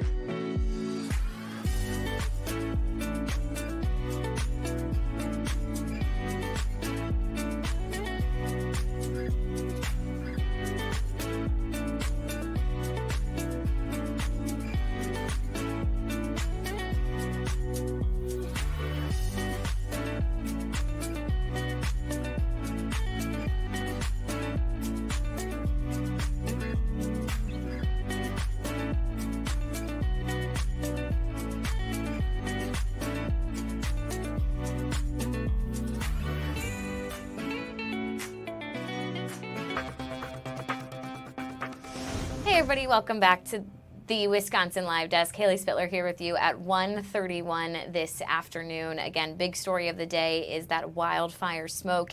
Maddie Stelk ready to take over, so while she handles kind of logging into things, we're going to go ahead and take a live look around the Badger State at the smoke kind of in our areas. Of course, here in southeastern Wisconsin, we're being hit very hard.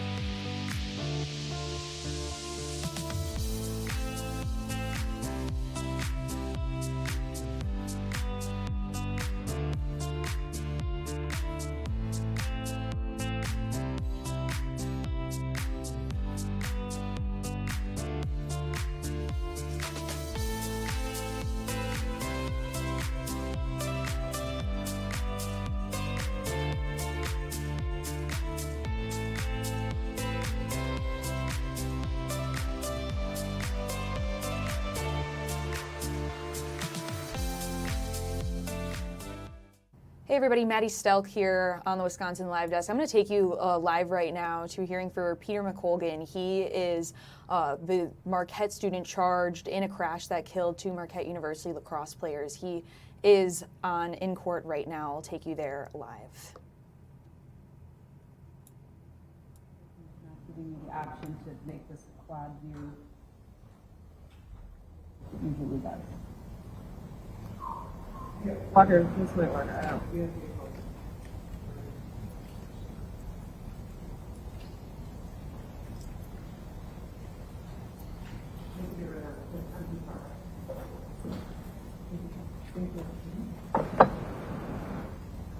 It's not working correctly. I don't know why.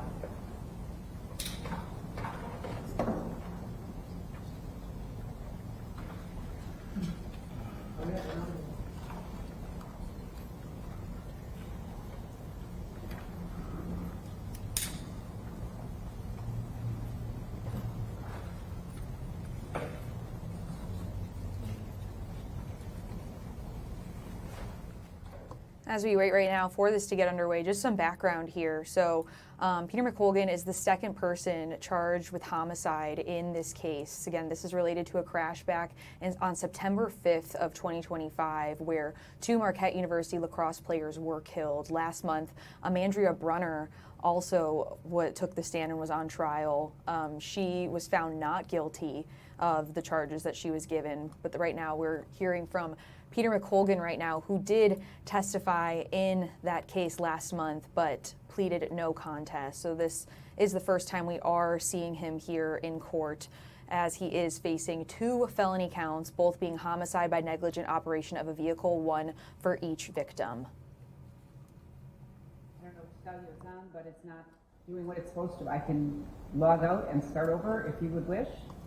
It looks like they are having some difficulties with Zoom here. That's why there seem to be a little bit of a delay here as this gets underway. Start over and see if that helps.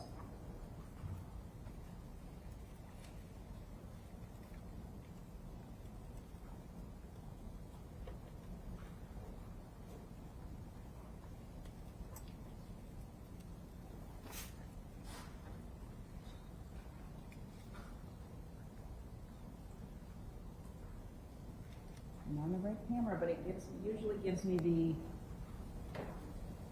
where I can set all 4, the quad view, and it's just not giving me that at all. If we need this on so everybody can see what we are doing here, yes, that is the only thing we're going to be able to do. Because Do you know, Hold on. It's the problem with the iPad. That's what it is. It's not on the screen. Just giving some more background here as they work through some tech difficulties. This is the initial appearance for 21-year-old Peter McColgan. Again, charged with 2 felony counts, both being homicide by negligent operation of a vehicle. He's facing 1 charge per death of the 2 Marquette University lacrosse players that were killed. We do know Amandrea Brunner was just on trial last month where she was found not guilty on both counts, on all counts actually, to be clear there.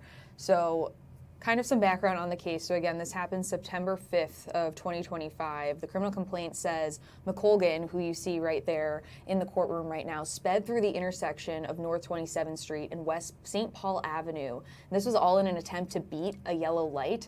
But then as he was trying to beat that yellow light, he collided with another vehicle driven by, as we now know, 42-year-old Amandria Brunner, who started turning during the yellow light. So the vehicle data showed McColgan was going 53 miles per hour in a 30 mile per hour zone and had the accelerator fully depressed.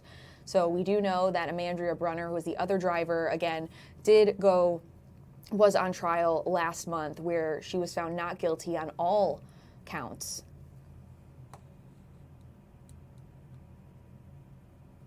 Bringing back the audio to see if maybe the tech difficulties have been resolved. That's how it was. So as long as they can see, I don't think we need to put it on the TV. My advocate is telling me that she's in communication with the families and they're able to see and hear. So I think we're good to go then. All right. Okay, it looks like it is now getting underway. Again, the initial appearance right now for Peter McColgan underway. have you gone over them and discussed the complaint with your client, Ms. Masnica? Yes. And he has a copy of the complaint. He's been informed of all the charges and the penalties. Are you waiving reading? Yes. All right. I have reviewed the criminal complaint, and I do believe that it does state probable cause. So you do have a right to counsel. Obviously, you've already retained counsel, sir. At this point, you do have a right to a preliminary hearing. We'll have to set that, and we will consider the bail issue. Judge, if I could just jump in on scheduling. The state's intention is the state's intention was to do the preliminary hearing today, which is what I had communicated to the defense attorneys previously. Originally, back in May, when we selected this date for the initial appearance, this was when the defendant was represented by Attorney Steinle. This date was intended to be a negotiated issuance date where we were planning on doing the initial appearance, preliminary hearing, plea, and sentencing. At this point, the defendant is not inclined to take the state's offer. As such, as I told counsel, at least Attorney Luzak, if he does not enter a guilty plea today pursuant to the offer that was previously negotiated and that we have been in communications with, the state will not be negotiating further on this case, and we will be asking for today to be an initial appearance, a preliminary hearing, and then we would be asking for trial dates to be set right away. Defense has had, because this was intended to be a negotiated issuance, the defense has had the discovery for many months now. I know this law firm just took on Mr. McColgan as a client in early June or late May, but nonetheless, the file would have been transferred and they should have everything that is available at this point. Okay, that is very different. As you know, this is not my case. This was transferred to me. Judge Swanson is tied up in trial. So he asked if I would cover this afternoon for him. I was not aware of any of that. So, Ms. Masnica, what is your client's position as to going forward with the prelim and or a plea or anything else today? Well, I am also covering this. I am involved in the case as well, but Attorney Luzak was the lead. I just messaged him. He was not aware that it was also to be a preliminary hearing date as well.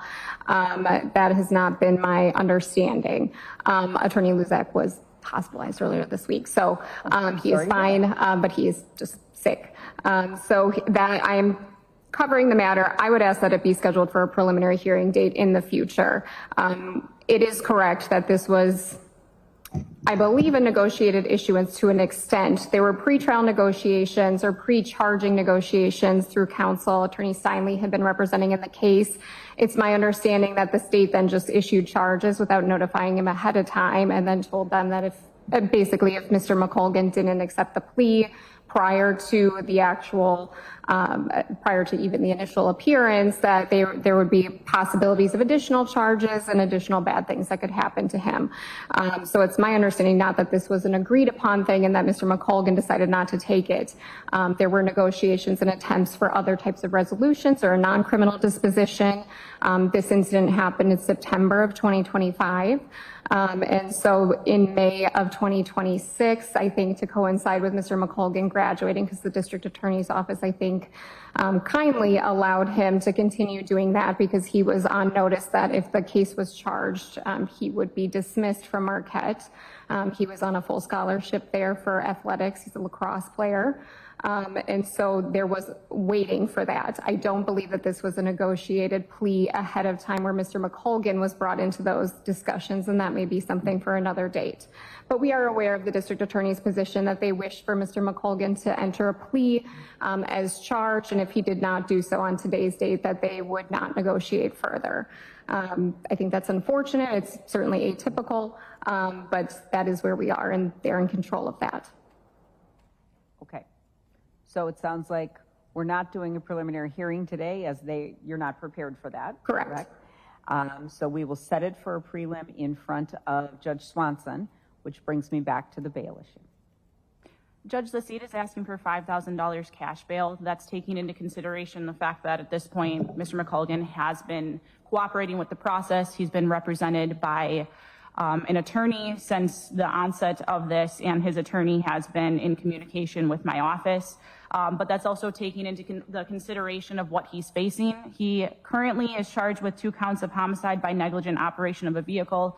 As I indicated, that was pursuant to the negotiated issuance that was fully worked out by his prior attorney. And as I indicated to Attorney Luzak, if he does not enter into a deal, what I would be going to trial on is 2 counts of second-degree reckless homicide. Following the prelim, I will be filing an information for 2 counts of second-degree reckless homicide.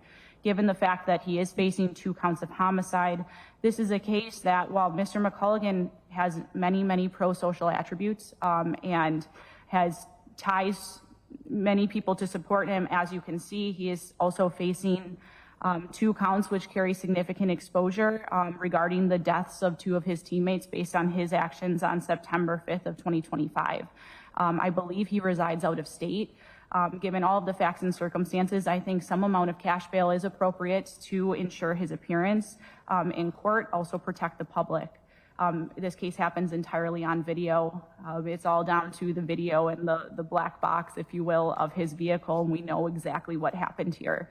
And we know exactly that his actions in this case contributed to the deaths of 2 people that were inside his vehicle. I think $5,000 is appropriate to ensure his appearance. He doesn't have a criminal record from the state's, or my look at this point, but given the fact that he doesn't reside in state and what he's facing, I think that's appropriate. All right, just one second. All right. Ms. Masnica? Yes, Your Honor. I would ask that the court issue a signature bond in this case. I think that there is absolutely no chance that Mr. McColgan is not going to be reappearing. He has tremendous community support. He's here with both of his parents, who have come from Cincinnati with him. They had to fly here. They've flown here for the trial previously of the Ms. Brunner, who was previously charged. They've flown here to meet with counsel. They did so with prior counsel. Mr. McColgan has not his significant resources. He just recently graduated from college from Marquette. As I stated earlier, he had a scholarship from Marquette for athletics. The individuals in this case, they were all his friends. They were going to a costume party and they were going to the Salvation Army to pick out costumes. And they were driving at approximately 5 p.m. In the middle of essentially rush hour traffic on St. Paul. The allegation is that he was speeding. He was not on his phone. His phone was dead when police arrived.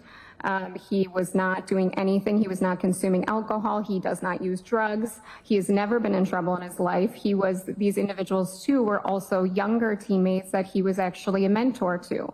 Mr. McColgan, for employment previously, has been a lacrosse coach to younger players and to kids. He's not somebody who's not going to be coming back to court. He is currently employed. He is doing construction and real estate work in Cincinnati. His family is here even on an undetermined amount of time in the event that there's going to be another court date or other things that they need to do.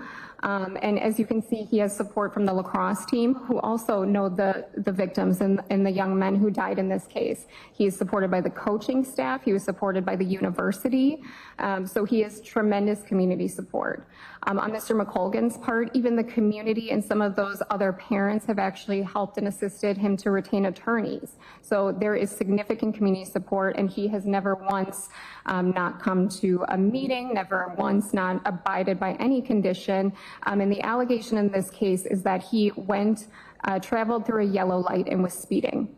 So something that people do every single day, and he was T-boned by someone who was drunk and high and had a dog on their lap.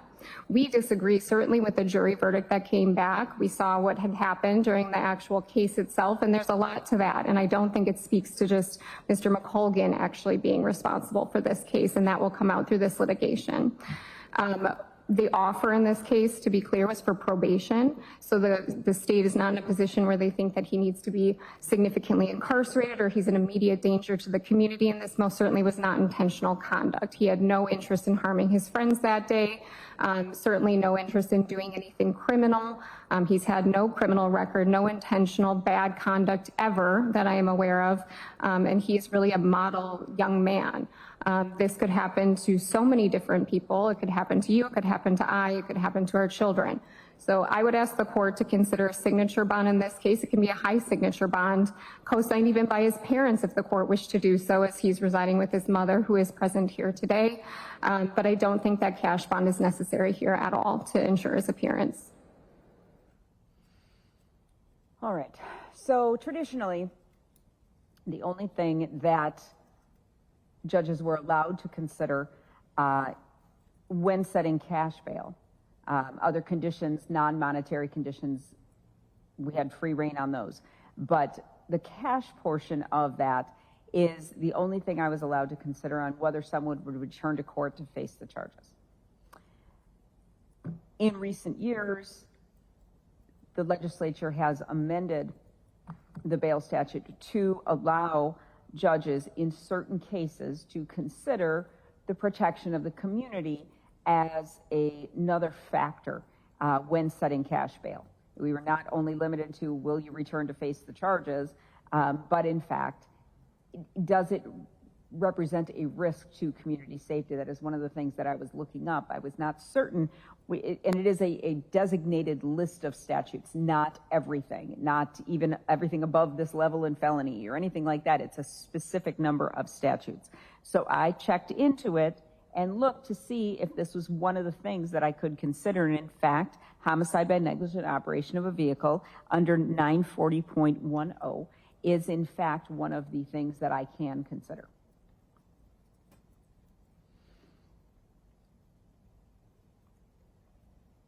Every case presents its own unique set of facts and circumstances. I look out on an extremely crowded gallery with people who clearly are here to support you. I think that community support is very important, but I also know that there are people appearing via Zoom who are now going to have to go through an additional situation involving you as this charge has been filed against you and you were given the ability to graduate and not lose your scholarship and all of those sorts of things. It sounds like as there was negotiations going on. It sounds like those negotiations broke down at some point. And as I said, I'm new to this. Obviously, I wouldn't have been part of those negotiations, nor would the other judge, but Ms. Masnica wasn't even part of them, it doesn't sound like, except tangentially. She wasn't the attorney of record. She's covering this as well. So I now turn to whether I believe it is necessary to protect the community from someone who is charged with this under these particular circumstances, and whether or not it is likely that you will return to face these charges. Having said that, I do believe that it is appropriate, given that this happened in September. You have no prior criminal record. It happened in September. The case was not issued until May because there were ongoing negotiations, and you were present for those, and you were participating in those, and that I'm not hearing anything from the state that there was any concern that you know, were on the run, you were not coming in, you were staying in Ohio and not coming, or anything like that. In addition to that, I do take into consideration to a certain extent that what Ms. Masnica has said, negotiations aren't certainly admissible, but the fact that it was going to be a probationary offer, if everything's finished up today, says that there is not a ongoing concern necessarily for community safety. That may change as things develop throughout litigation, or, you know, more facts become known to even myself. As I've not presided over this, I wasn't part of the other trial. I tangentially aware, but certainly was not the person sitting and listening to all the testimony. So based on that, I am going to order bail on the amount of $10,000, and that will be a signature bond. I'm going to order, he's currently living in Ohio? Correct. It is the address that is in the complaint. That's his mother's address. Okay. I don't know that, and I look at this, and I look at homicides all the time. They're not just a homicide from 10,000 feet, but everyone is different. I don't think it's necessary to have him coming into Justice Point every week when he lives out of state. There's no indication that this is going to be something that he could do monitoring, that they would be able to do testing or anything like that. There's no indication that there was any alcohol or drugs on his part involved in this. So I don't think Justice Point monitoring is a good use of our resources, given these facts, given these circumstances, given the amount of time that has lapsed since this incident is alleged to have occurred. So I'm not going to set a Justice Point level, and we'll set it for a preliminary hearing. And we would waive any time limits. I would ask for the soonest availability, please, on Swanson's calendar. Any afternoon.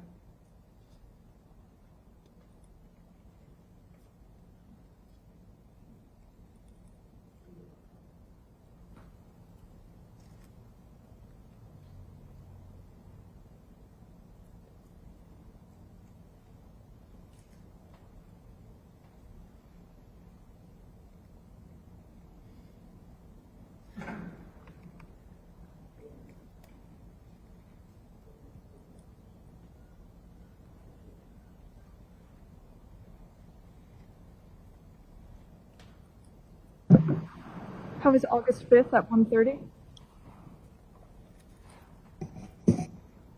That's fine. I'm set for a trial in front of Your Honor, but I think it's going to be resolved. What? Fingers crossed, we're seeing. Well, wouldn't that be interesting? Can we have the next week, please? My officer's on vacation.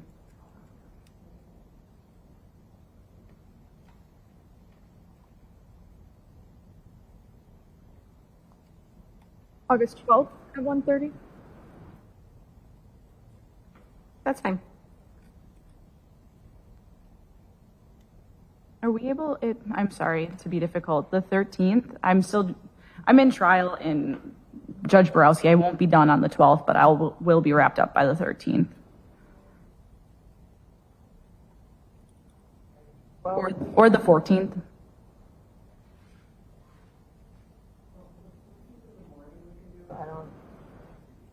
That's fine. So actually, that's going to be for the 14th in the afternoon. So we actually have a Green Lake hearing, substantive hearing, and a RICO case that day. Yeah, we can do that day. All right, let's just do the 12th in the afternoon. I'll figure it out.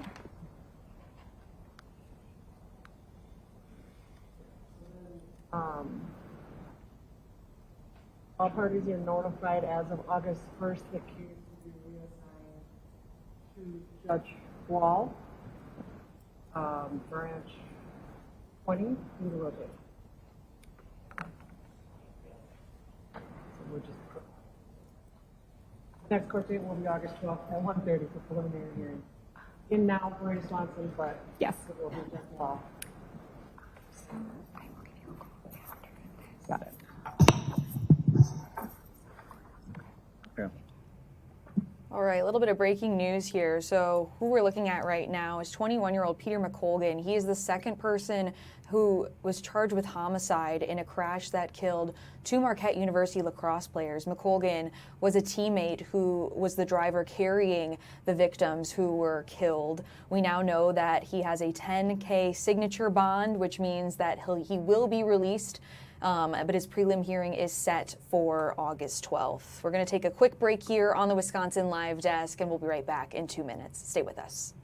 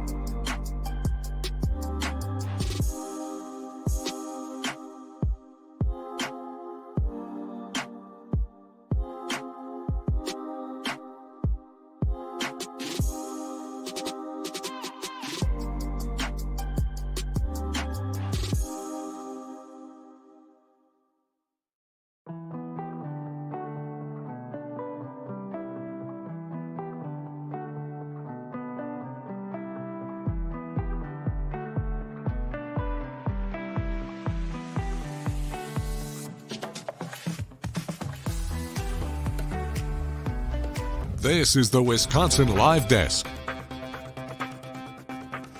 Top of the 2 o'clock hour. Welcome back to the Wisconsin Live Desk. Let's give you a live look outside right now where we are monitoring hazardous conditions. Air quality alert is in effect for southeast Wisconsin right now. Just taking a look at this view of downtown Milwaukee, the buildings just covered in smoke. We're going to check in with one of our meteorologists in just a bit now, but I want to take you out to a virtual press conference that's happening right now with the Milwaukee Health Department talking about cyclospora, which is a parasite that causes explosive diarrhea. We've been covering this for weeks now. I know the headline might make people laugh. I think that's why it's been going so viral on social media, but it actually is pretty serious, and doctors are warning this is not something that you want to get, and it's more than just your typical stomach bug. We've seen a plethora of cases, especially in Michigan, was just neighboring us.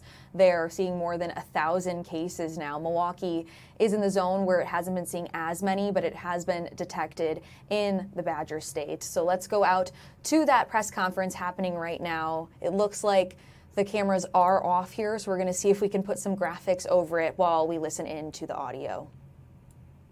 The illness and, if that person traveled internationally or what county they were from?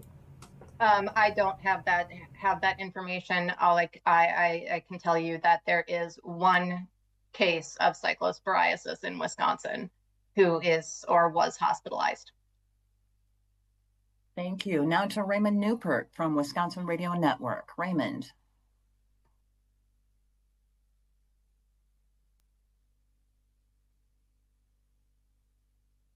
Raymond Newport? He put his question in the chat and he asks, what sort of vectors are we seeing at this time? By vectors, I assume you're meaning what are the source of the illnesses that we're seeing in Wisconsin. And it's important, context is important when we're talking about cyclospora infections. So people can acquire cyclospora infections by traveling out of the country to countries where the parasite is common. And when traveling, they can be exposed through eating contaminated food or drinking contaminated water. And then we have domestically acquired infections, which happen in people who did not travel outside of the United States. In Wisconsin right now, we are currently at 11 domestically acquired infections. So a minority of the cases that are reported to us. And as such, we have not identified any common food item responsible for illnesses among our domestically acquired infections. Thank you. Now to Tegan King from the Wisconsin State Journal. Tegan? Hi, yeah, I was just wondering about if this outbreak was connected at all to Michigan's cases in any way, since they're sort of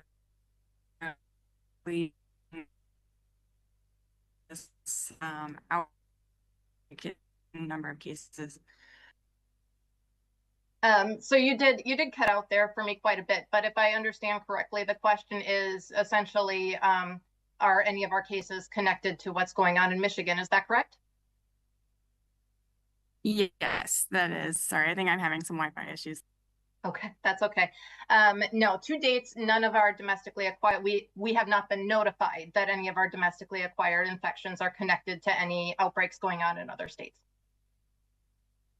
Thank you. Now to WKBT TV in La Crosse.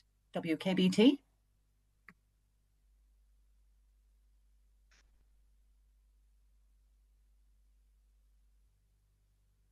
WKBT TV in La Crosse. Moving on then to Andrea Morrow from WCLO in Janesville. Andrea. Can you break down what counties that these cases are in? So cases are throughout Wisconsin, and it is our county level data is reflects where a person lives. It does not reflect where somebody was exposed necessarily. So among our domestically acquired infections, we can have people who say traveled outside of Wisconsin and possibly were exposed there. We can have people who travel outside of their or go outside of their county of residence and are exposed. Outside of their county of residence. If we do not link somebody to an outbreak, we have no idea of knowing where they were exposed to the parasite. So, I'm actually asking where the people that were exposed live. Where do they live? Like, how many people live in Rock County? I've heard there were 2 in Rock County. I don't have that information, and it doesn't reflect where people were exposed. Thank you, Andrea. WKBT put a question in the chat, and that is, when should someone seek medical help? I'd say if somebody is concerned about symptoms that they are experiencing, they should be in communication with their healthcare provider. Thank you. Now we'll start at the top again and see if Eric Gunn from Wisconsin Examiner has joined us. Eric.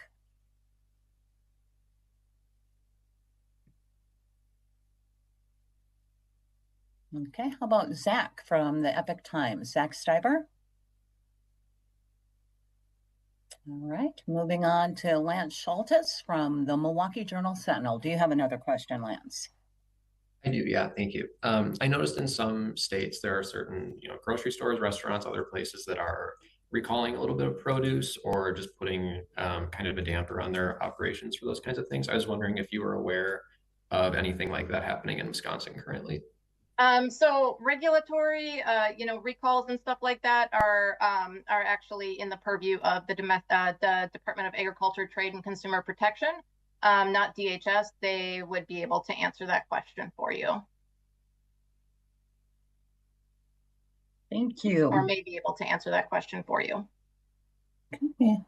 Raymond Newbert from Wisconsin Radio Network. Do you have another question? Yes, he does in the chat. The White House cut cyclo tracking from FoodNet last year as part of the DOGE cuts. Has that hampered Wisconsin's efforts? I really can't speak to anything that's going on nationally. I can say Wisconsin is not a FoodNet state. So. Thank you. Tegan King from the Wisconsin State Journal. Do you have another question?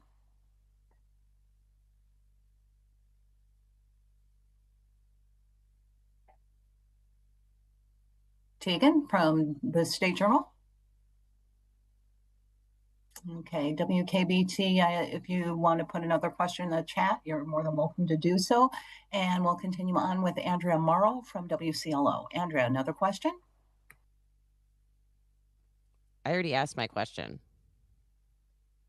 Well, if you have another, you're certainly welcome. Well, I'm more curious about Rock County's number in particular because the Rock County Public Health Department, who's not returning any of my calls, told the Janesville Gazette there's 2 cases in Rock County. So I don't know where they got that information. Okay, well, it is up to the local health departments if they want to release the number of cases in their jurisdictions. Thank you for that. We'll try again with Lance Schultes from Milwaukee Journal-Sentinel. Do you have another question? I do, yeah. I saw in a previous release that there were less than 10 domestically acquired cases, which is what's typical in a given year. The number of international cases, how does that compare to what we would expect in a typical season for this? I don't have that information for you. That's not really something we track as closely as we track domestically acquired infections, just because the domestically acquired infections are the most reflective of what may be happening in Wisconsin. Thank you. And Tegan King has joined us with a question in the chat, and it is, how long-term do you think this outbreak will last, and will it be short-lived or a longer-term concern? So cyclospora is not new. Cyclospora is something that we see every year, particularly in the summer months, between May and September. We typically see in any given year that we don't have any outbreaks. So any situations where we identify a common food item among 2 or more of our cases, we will typically see between 20 and 30 domestically acquired infections.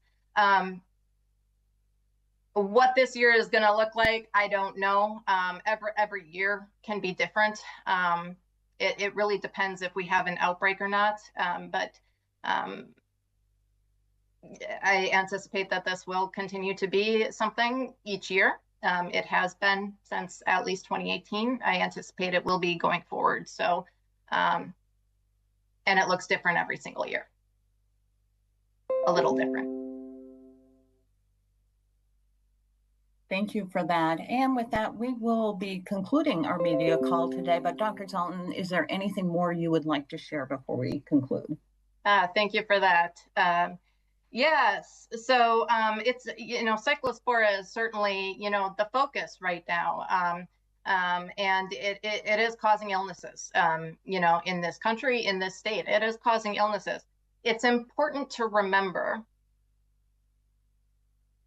that it is not the only thing that could cause diarrhea at this point. It is not the only germ on your produce that could cause diarrhea. And so it's very important, regardless of where you source your produce from, to make sure to wash it thoroughly under running water. Use a firm or use a produce brush on those firmer fruits and vegetables that can tolerate it. Cook produce when it's feasible. And not to prevent cyclospora, but to prevent other bugs. Make sure you store your produce away from things like raw meat that could contaminate it with other bugs like Salmonella, Campylobacter, E. coli, which we all also see increases of this time of year. For example, I pulled we've had 61 cases of Cyclospora reported to us to date. I pulled the Salmonella numbers since May 1st, and we've had about 300 reported. So we certainly have some more common bugs out there that do cause, that are causing GI illness as well. And it's important to be aware of those so people can take appropriate measures to reduce their chances of foodborne illness in general. Thank you. Thank you for that. And Eric Gunn has signed in, and we'll give him an opportunity to ask his questions before we wrap up. Eric, do you have a question? So apologies for being late. Is there any geographic connection here? For instance, would produce purchased at a farmer's market grown locally in Wisconsin be any safer than purchased at a grocery store that was perhaps imported from another state or another part of the world? So again, any produce can have germs on it that can make you sick. When it comes to Cyclospora, the concern is imported produce. However, any produce could have germs that can make you sick. That's why we recommend that all produce be thoroughly washed, cooked when possible, and stored away from things like raw meat to prevent cross-contamination. And Eric, we're going to give you a chance to ask one more question before we conclude.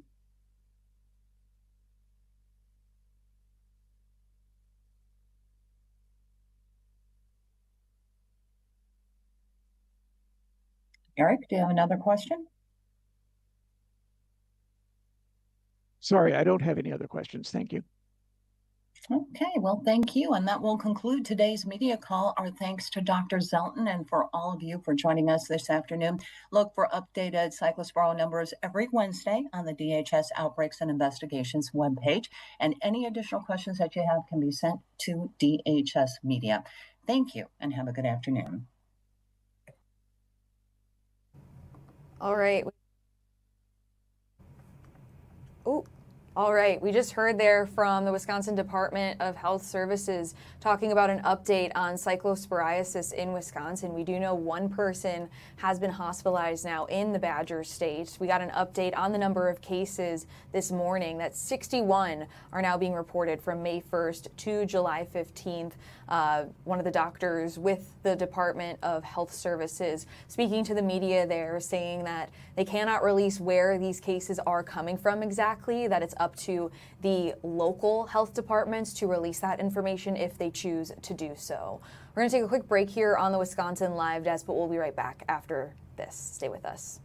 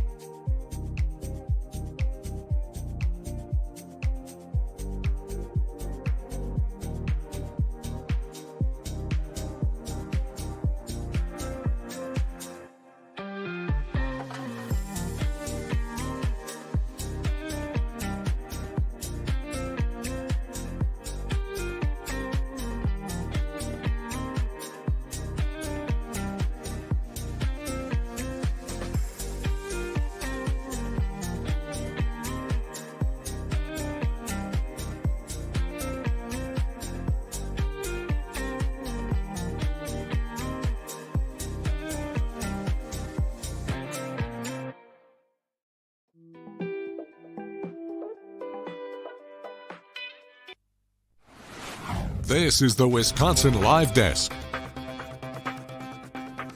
2:18 on your Thursday afternoon. Welcome back to the Wisconsin Live Desk. A lot has happened within the last hour, so let's give you a quick recap. We took you inside the Milwaukee County Courthouse where 21-year-old Peter McColgan had his initial court appearance where his bail was set at $10,000 on a signature bond. So that means that he can be released by signing a contract promising to meet conditions set by the court. His preliminary hearing is set for August 12th. The two people on your screen are the victims of the crash that McColgan is charged in.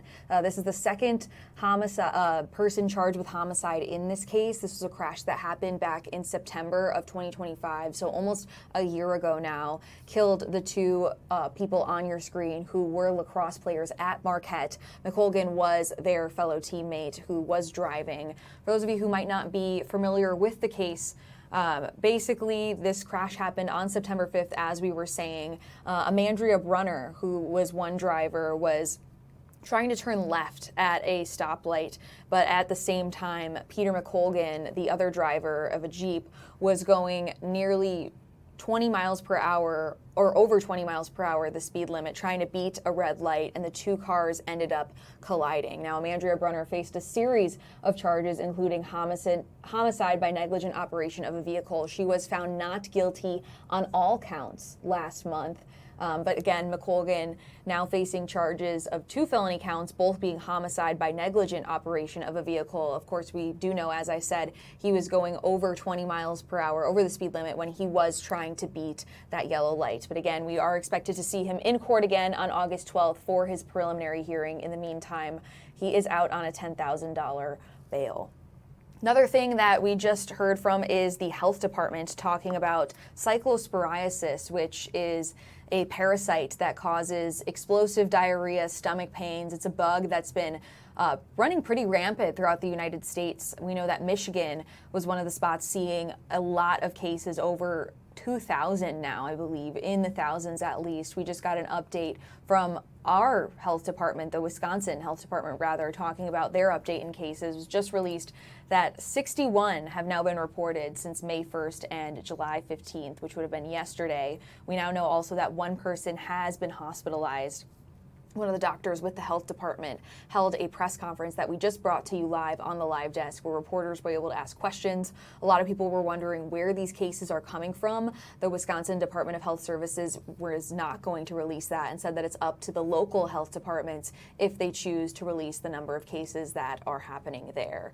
Another thing we're monitoring right now is the air quality right now. It's considered hazardous right now, so everybody is under this alert right now in southeast Wisconsin for the poor air quality. I mean, just take a look at this camera right here showing how hazy it is outside. I'm sure for many of you who are heading into work today that you are dealing with that as well. Let's take a look at some of our other cameras here that we've got. Let me see here.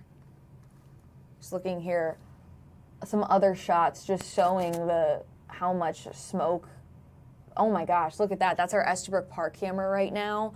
Pretty crazy things to see right there. We're going to check in with Holly Baker right now, who is in our weather truck. Holly, tell us where you're at and if the smoke is just as bad there.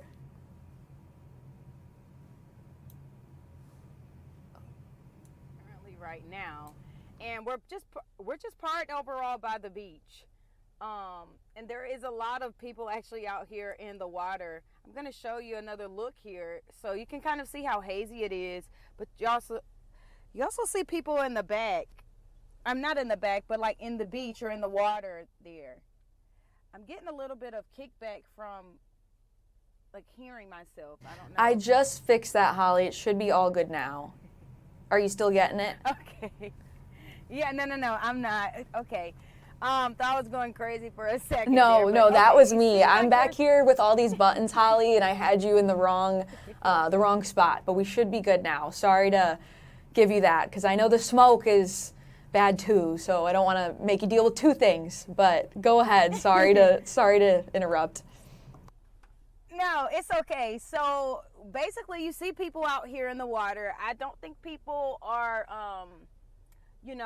Some people are probably not really sure what's going on, but they probably smell the smoke. But there are still people out. But you can see just over the lake how the smoke is just kind of sitting there. And that's kind of what we've been seeing on our entire drive from the station all the way to Sheboygan. The smoke is kind of like settling over the lake in some places. But as we are in Sheboygan itself, like riding through the city, it doesn't even look as bad as it does compared to when you look out towards the lake. But people are out and about still. I don't think the air quality is as bad as it is towards Milwaukee. And I say that because we see more of that smoke yesterday that was in Sheboygan. So it kind of started in Sheboygan. It's continuing to move towards the south. So I do think that it's starting to clear out a little bit more here in Sheboygan versus where we're going to be seeing more of it in Milwaukee. But of course, you can still smell it out here. And I'm going to encourage everybody to get one of these masks if you're going to be out here. There are several people out here without a mask, but I would encourage them if I, see someone and they're curious while we're just out here and parked, I'll probably have an extra mask I'll give to them because you want to make sure that you have the protection. The smoke smell is still here though, even in Sheboygan. It's just, you can't see it as, it's not as hazy driving through the cities. It's only as, really hazy as you look out over the lake. Holly, have you personally seen any relief? I feel like this morning when I was driving into work, it was horrible. You could barely see anything. And I feel like I have pretty healthy lungs, and even just being out there for a few minutes, I was already starting to choke up a little bit. Have things improved, do you feel like, over the last few hours at all? I would say maybe for Sheboygan. Now, I wasn't here earlier in Sheboygan, like yesterday when this kind of started to reach Sheboygan. But I do feel like from leaving Brown Deer, where it was terrible, all the way to here, it does seem like it's a little better to the north.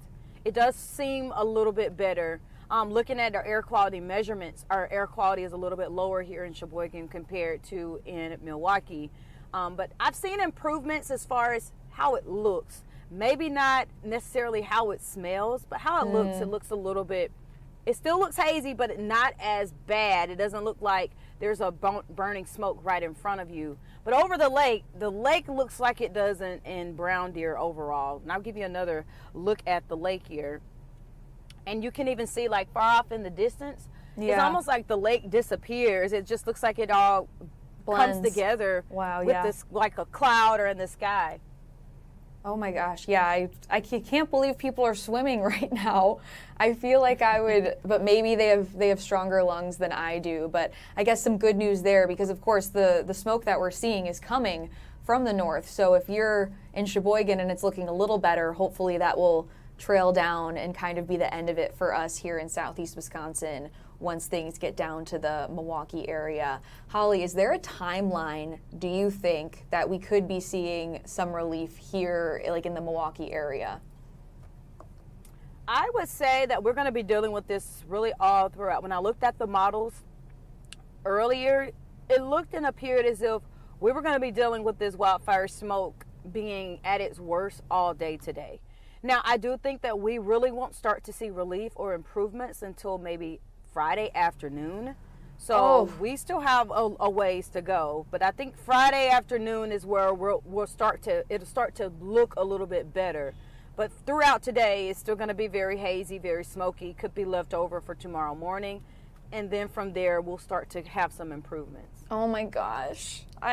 Killing me here. But yeah, hopefully things are good for the weekend. Holly, thanks so much for joining us here on the live desk. We'll keep checking in with you throughout the hours, but we'll let you go for right now. Stay safe, stay indoors, everyone. We're going to take a quick break here on the Wisconsin Live Desk. Mary Stoker-Smith's going to have you for the next hour or so, and then I will join you for the last half hour there to take you to 4 o'clock. And then Fox 6 News at 4. Remember, we're on pretty much all day now, well, literally all day now, with no breaks on Fox Local, bringing you uninterrupted live news coverage. So stick with us here on the Wisconsin Live Desk. Going to take that quick break, and then I'm going to hand it over to Mary Stoker-Smith. Stay with us.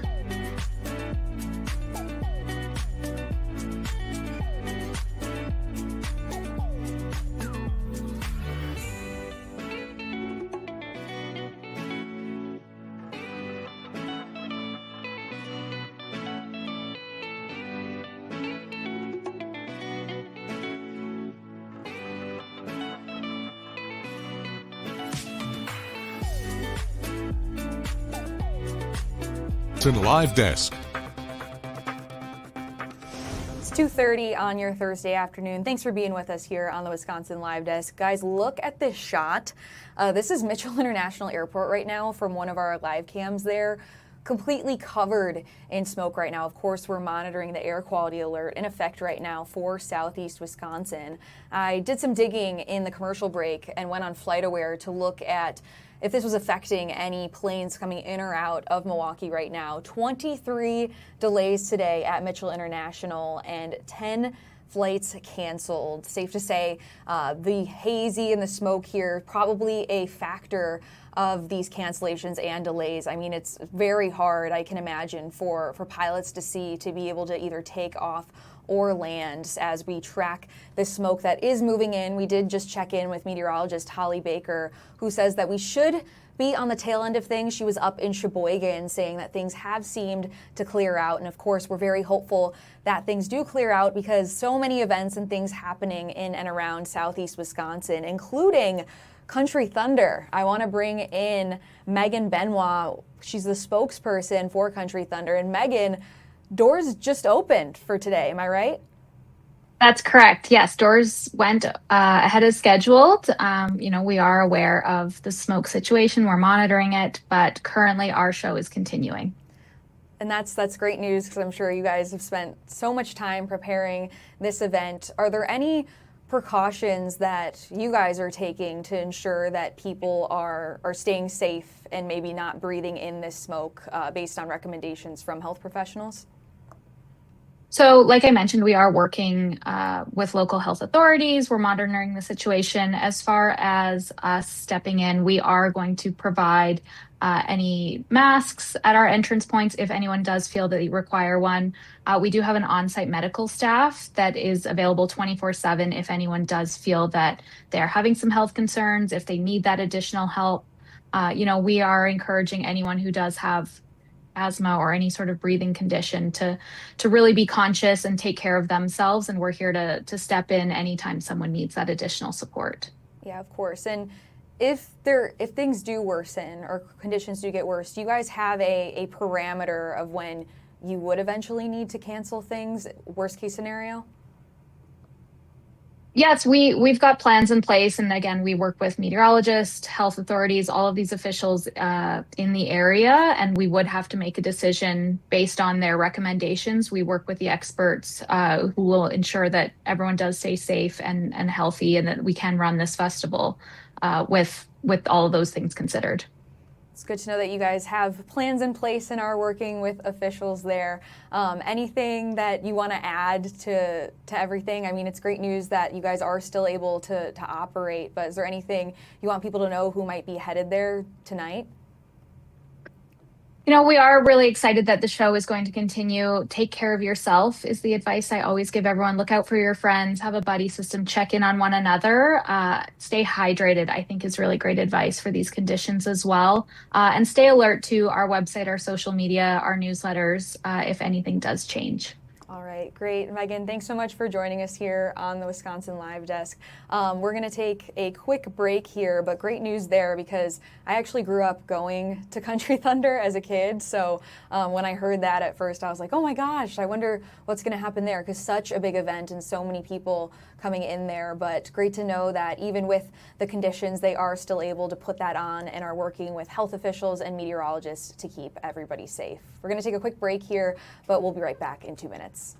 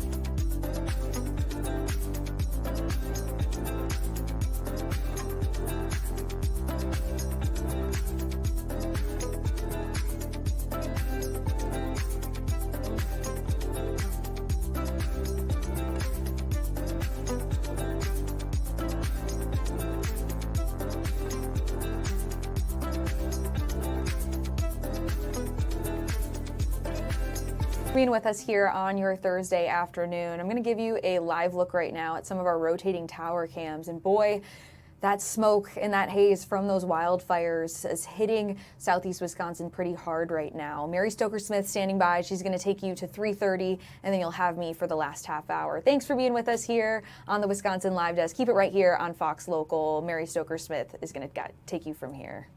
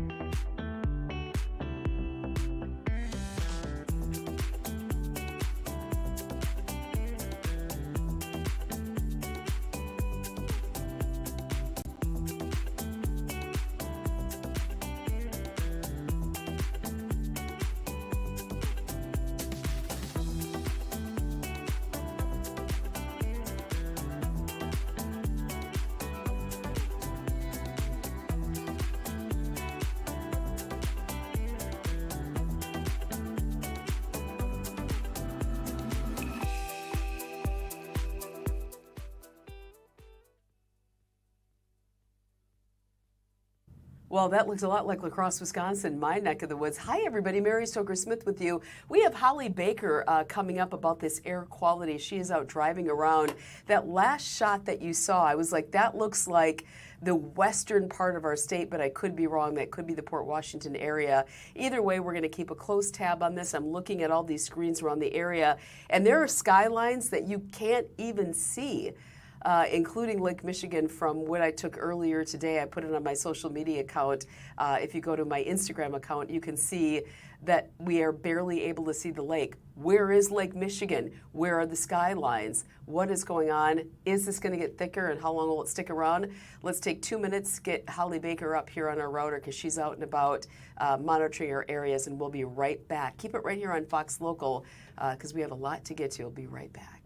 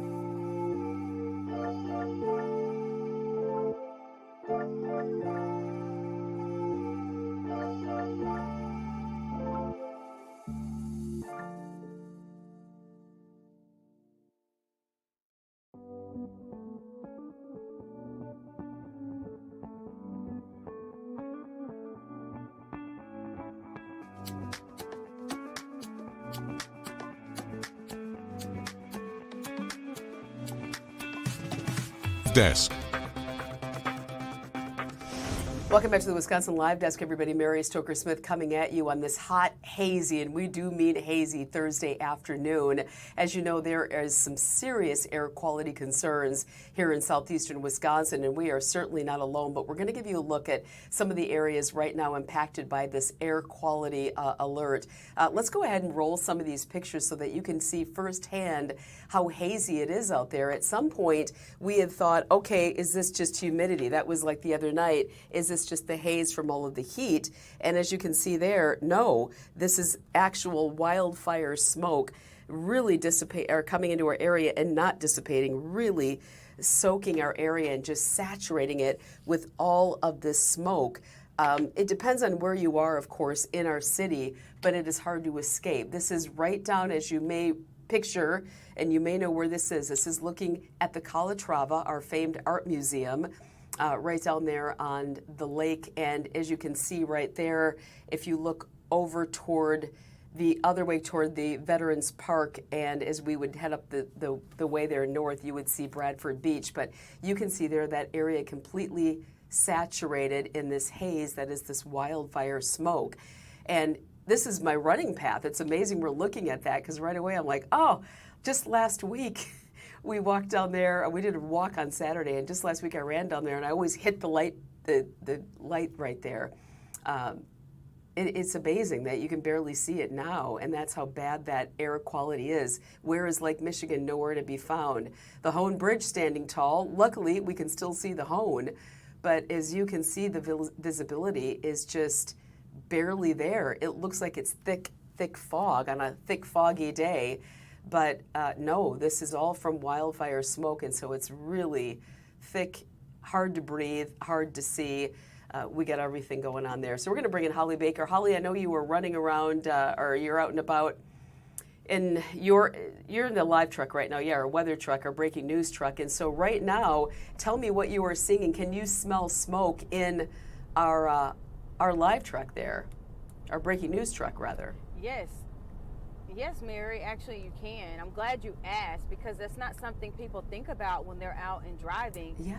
We do have the recirculation button on, so that's working for us. But even when you're in the car, you got to think you're getting in and out of the car. You're letting in that smell, and it's kind of staying in and recirculating. So yes, in your car, your air quality will be better than standing outside, but it still will be better if you were indoors, just in general. But we can smell the smoke in the car.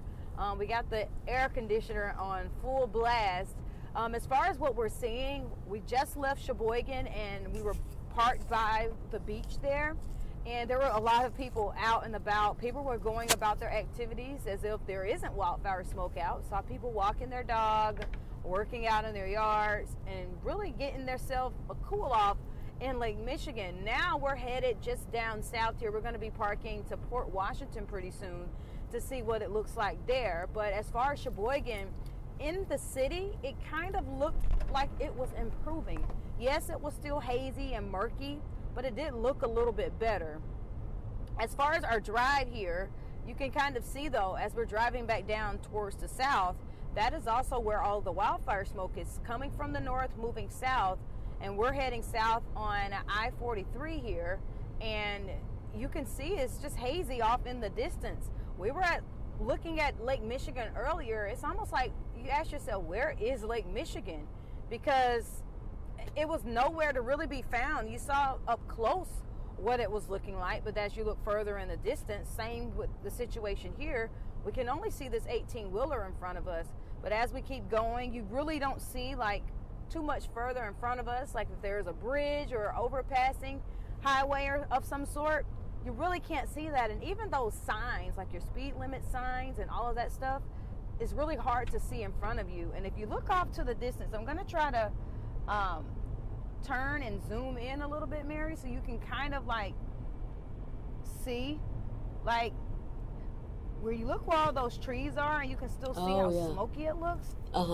It doesn't look good at all. And you got to think too, we're already hot outside, so you got to think about when it's hot outside and we don't have wildfire smoke, we still get those air quality alerts because of ground level pollution. So you got to think about all that's mixing in too at this point to make conditions even worse. But yeah, it doesn't look too good. The further we get south, it looks very, very murky.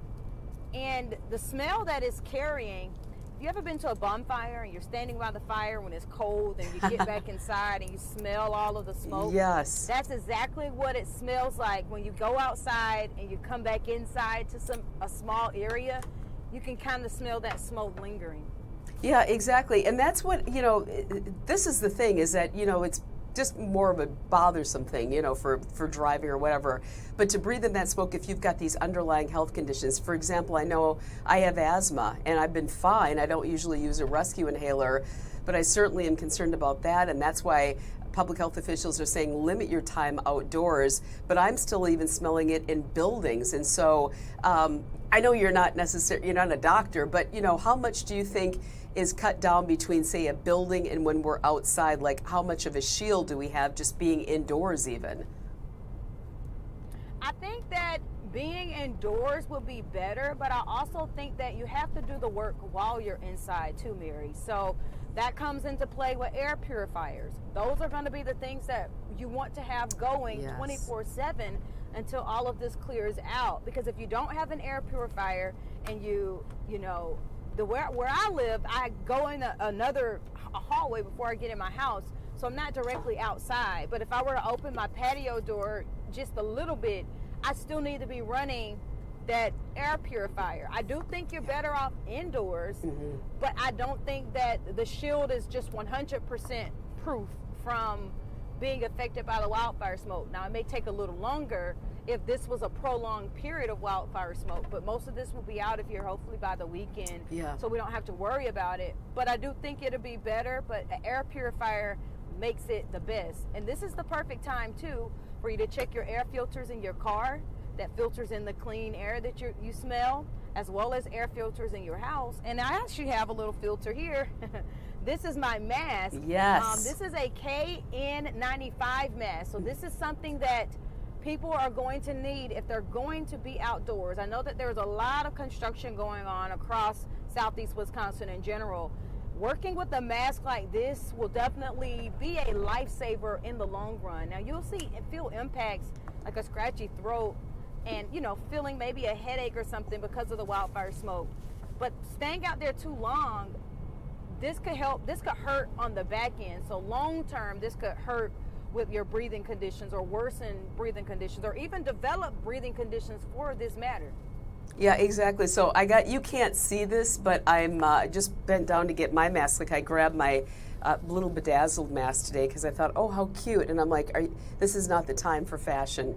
It's nice, but it doesn't have the thick as some of the other hospital grade ones or the N95. Like I literally pulled the two out so I could see the different textures of some of these little itty bitty ones that are fun. But you could do the N95 and then put the bedazzled and be a little fashionista over that, but there's definitely a difference between the N95 and the regular mask. And hospital providers, I know when you walk in hospitals, they generally have the thicker ones, so those are good. But you bring up such a good point that, the masks are really important. I have an air purifier as well that, I'm running all the time, but it can't circulate in every single area. So it's just amazing. I also want to ask you from a meteorological standpoint, I looked at a map today to see who was most affected by this bad air quality. Wisconsin, Michigan, why are we getting hit so hard and say not other parts of the country? Like, I'm just picking Iowa, for example. Okay, so the wildfires technically started in Minnesota, northern Minnesota, as well as in Canada. The jet stream right now is shifted to the north. So the jet stream that's what moves our weather patterns. So we're under the jet stream. That's also explaining why we're in this heat dome and why we're getting so much heat, because we're not a part of the stream of all of the changing weather, right? So where the wildfires actually are happening, that smoke is going aloft, is getting caught up in the jet stream. The jet stream, as it moves, is bringing all of that smoke down to the south. And that's why it's getting stuck here, and it hasn't necessarily made its way towards Iowa. Now, I will say this, it's also going to be based off of the wind direction, because if we continue with this northerly flow of the wind, so if we get northerly winds or northeast wind or northwest wind or just really due north, meaning that the wind comes from the north and blows southward, that's gonna bring all the smoke down from Canada. However, if we the next day get a switch where we get a westerly flow of the wind, it then pushes it off to the east. So that means we'll have wind coming from the west, which is Minnesota area, moving towards the lake. So that all of it plays a part with the wind direction as well. So that's kind of why we're caught in this right now, Mary, is because of the jet stream being shifted, and that's what brought the smoke here. And then the help of those winds being from the north at the pretty much the top layer of our atmosphere, that's bringing it all down to the surface and into our area. That's why Iowa isn't necessarily seeing some of that smoke. But if we continue with a northerly flow of the winds, eventually it'll go to them. I have some friends in Chicago where they're now being affected by that wildfire smoke as well. Yeah, I saw Chicago. There was a picture on social media of the skyline nowhere to be found. You could just barely make out some of those magnificent buildings there in the Windy City. That was really telling as to how far this is penetrating and how deep. So are we expected to get any worse, if it can get any worse? There are possibilities that it could, but I think for us for today, I think the worst is what we're seeing now. As we go throughout the day, I think it will improve and be better, but it won't be great to still be outdoors. But the smoke will continue to kind of move southward, and then it'll move over the lake, and the lake kind of is a hub, so it stays by the lake. So if you look out at the lake, it all kind of just looks like it's staying there. But yes, I do think that we'll have improvements, mainly by Friday though. Friday afternoon, I believe, will be the best time, and we'll start to see a little bit better air quality overall. But I think for Thursday in general, today is just a day you got to sacrifice not going outside. Yes, it's nice with our temperatures, but it's just not safe to even be out there a long time. Very good point. Well, all right. Appreciate the science lesson, Holly. I always like when you take us to class. Professor Baker. It's got a ring to it. Yeah, thank you. I love it. All right, well, Holly, thanks. We'll let you get back to it. We're going to be checking back in with you, and of course, you're going to have reports on Fox 6 at 5 and 10, 4, 5, 6, and hopefully later. Again, before we leave, tell us where you are right now. Where have you made your way? We are still on I-43. We're about 10 minutes away from Port Washington. So we should be there, in about 10 minutes. We're about 5 miles out. I'll give you another look at what we're seeing here. So we got this bridge coming up, but if we have another one of these that are like a little highway, you won't really be able to see it until we get as close as we were when we just passed it. But it definitely still looks murky out here. And even if I kind of pan off to the sides there, you can even see it doesn't look very appetizing, in my opinion, for a quote-unquote sunny day today. Right, exactly what should be a sunny day. All right, well, Holly, thank you so much. Appreciate your report and your science lesson from the road. We'll see you a little later. Thanks. Okay. All righty. All right, well, we're going to take another quick break and then come back with Stephanie Barrichello, because you get an actual look at the temperatures and the feels like temperature, and also we're looking at other events going on for the weekend. How will we be impacted with this air quality? Because as you know, we have a lot going on. There's a Brewers game coming up this weekend, and so a lot of people kind of wondering, are things going to be okay with that? And also, let's not forget about the Waukesha County Fair. Yeah, a huge fair, biggest event in Waukesha County, and this is always a huge attraction for people. And so you got to kind of wonder about the elderly, people with underlying health conditions, and the kids. Will the air be okay with them? Has the fair taken any precautions to accommodate this air quality that we are having here in the city and in around southeastern Wisconsin? We'll take a look at all of that when we come back to the Wisconsin Live Desk. But we're so glad you're with us this Thursday afternoon. We have a lot to get to. We're going to keep you informed and safe. Take a quick break. We'll be right back.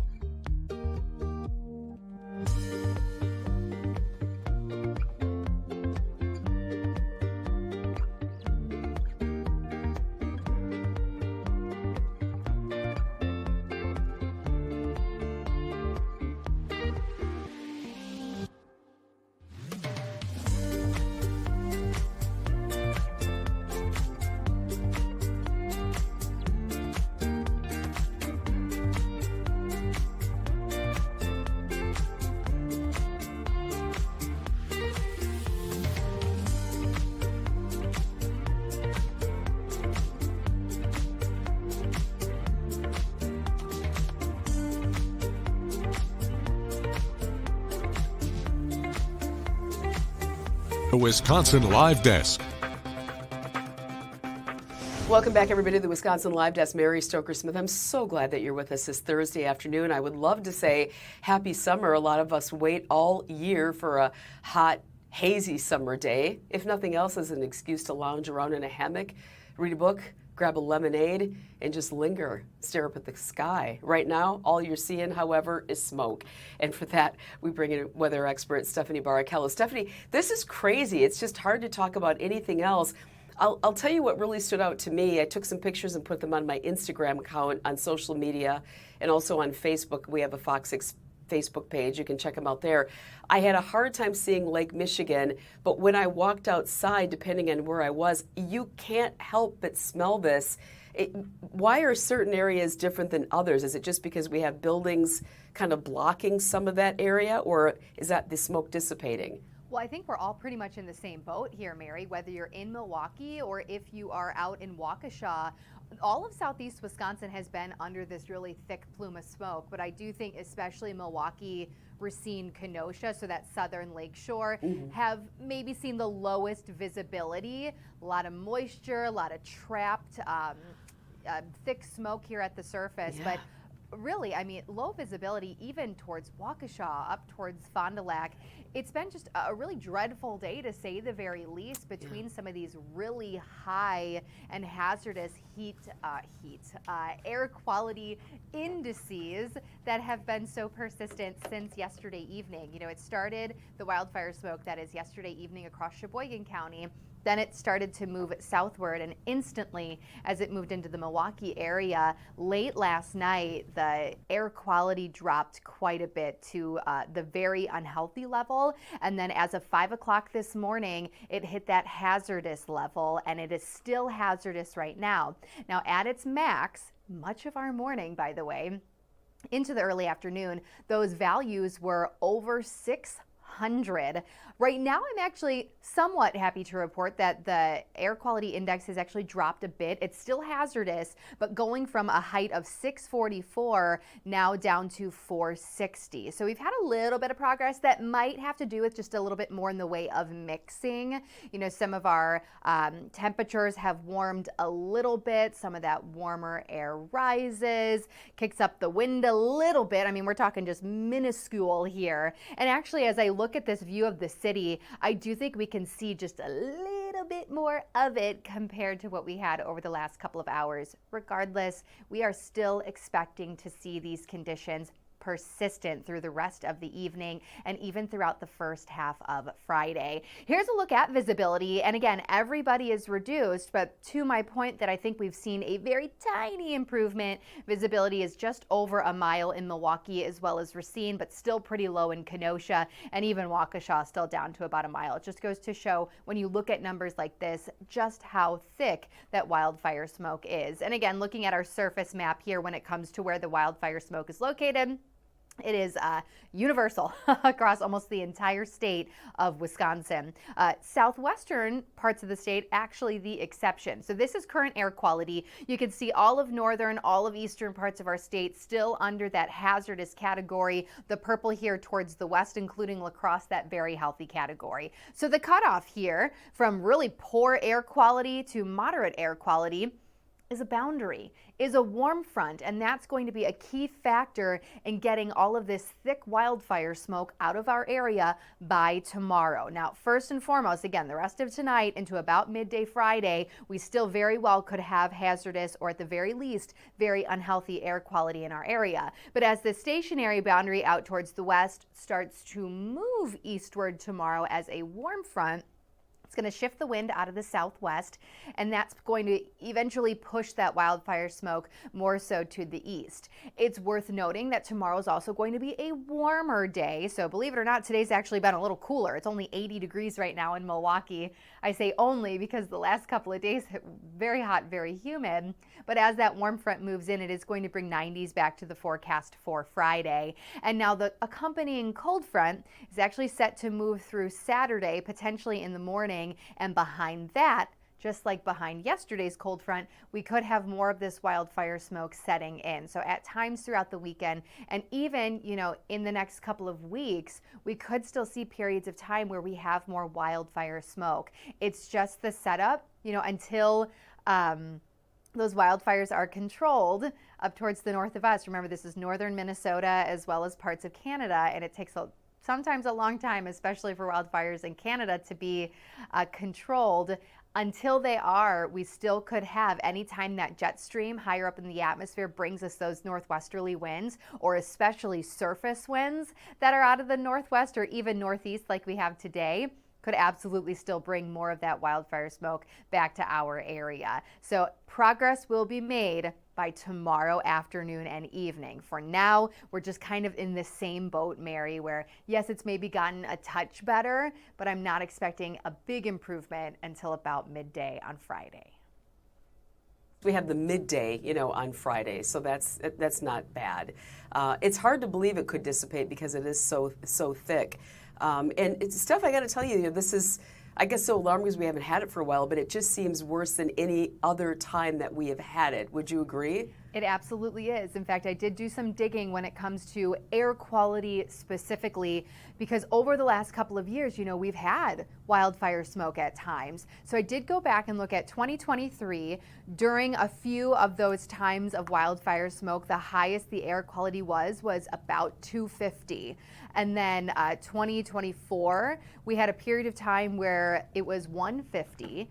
And then last year, I believe it was July as well, or maybe early August, regardless, the peak air quality index was 175. Ooh. So with the fact that our peak today has been 644, not only is that's the highest air quality in the last couple of years, it's by far the highest air quality index we've ever had on record, and that is surpassing what we had in the 80s. We had a period of time where that index was about 300. I just think it really says a lot between the fact that you just step outside, the visibility was low from the get-go, you could smell it, you could essentially taste it. You just knew that it was bad the second you stepped out the door. Yeah, exactly. So as we touched on earlier, really the masks are the big thing.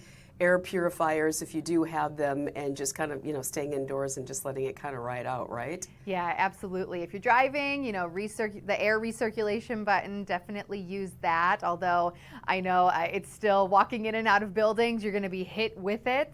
Yeah. Just try to limit that time outside if you can. I think that's the easiest thing to do. Yeah, okay. Well, at least we see an end in sight, hopefully, yes, by Friday. Absolutely. Yeah, all right. Well, Stephanie, thank you for that. Yeah. Appreciate it. Okay, good relief in sight as we look around, because again, there's a lot going on right now. I want to pull you up a tag board from the Waukesha County Fair officials, because as I mentioned earlier, Waukesha County Fair going on. We heard from Brett Lemoyne last night. All things Waukesha County or Brett Lemoyne, and that's his jam. He loves the fair. So they did print out a segment there. We're going to bring up that tag board, and they are saying the Waukesha County Fair will continue as planned while there is an active air quality alert through noon tomorrow. The fair has two air-conditioned buildings on the ground to provide fairgoers relief from the weather. So we know a lot of you really look forward to getting out to this fair. It's a big one. It's the biggest fair, one of the biggest in the state, and one of the biggest events for Waukesha County. There are always great acts there, of course, a lot of food, a lot of drink, and I know yesterday they had a lot of good musical acts. I was teasing, they had 38 Special, and of course I knew every song of theirs because back in the 80s, I'm all things 80s. But they also have a lot of the modern artists too, more, let's be honest, they gear toward the kids as well. Everybody likes to get out, but there's also a lot of fair rides for the younger kids. And of course they have the animals and all of the good stuff going on there. So people are still encouraged to go to the fair, but just take it easy. You can take the break there at those two air-conditioned buildings, of course, and then you can also find some release, hopefully, in some of the barns. And if you have to be out there on the regular grounds, a mask is always advised right now. So I'm taking a look at some of the other graphics around the area right now. Let's go to this graphic right there. As you can see there, that's in Sturgeon Bay, Wisconsin. So again, we're not alone. We're not alone in our misery. As we had heard from our weather experts, this is, in terms of our state at least, a widespread air quality issue with this wildfire smoke from Canada coming down and really just blanketing our area right here in Wisconsin, but feels like we're really getting it. This is in Green Bay. You just saw that picture from Brown Deer, and that's where we are here in our studios. And it was overwhelming, really, as I got out of the car today to come into work. I felt like, whoa, I came from downtown to Brown Deer, and it almost felt a little bit more intense, but maybe that's because I was in the car and then stepped out. But you can just see there every area from Sturgeon Bay to Manitowoc just getting hit, getting blanketed with all of this thick wildfire smoke. That's Oshkosh. Yeah, they're not getting any reprieve as well. So great little diner down there. Hopefully people are staying inside there. So we're going to take a quick break and take a look. This is the Wisconsin Live Desk.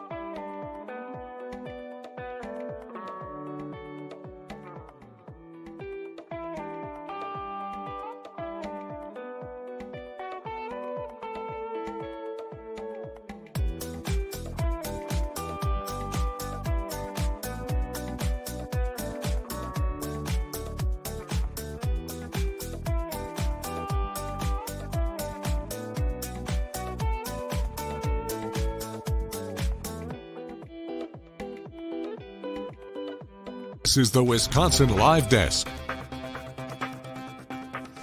Welcome back to the Wisconsin Live Desk, everybody. Mary Stoker-Smith coming at you at 3:16 on Thursday afternoon. We made it almost through the whole work week together. How you doing out there? Hopefully you're staying safe and staying indoors. We get you covered here on Fox Local and, of course, through the night for our newscasts. Great time to sit in and just watch anything indoors and stay indoors. I was just bemoaning my bad hair day because of all this humidity. Forget the smoke for a minute. It's just hard to keep your hair right. It's hard to keep it slick and everything. We're going to head into the newsroom for somebody who never, and I mean never, has a bad hair day, and that is our Lily Zhao. I mean that when I say she's never had a bad hair day. She doesn't, but I also mean it when I say I'm bemoaning hair, but then also I'm bemoaning Bobby and Giannis Antetokounmpo. I know it's a good day for them and a celebratory time for the fans that they're not going to be entertaining, but for us, this is a hard pill to swallow, Lil. What's going on? Hey, Mary. Well, thank you, first of all, for the hair compliments.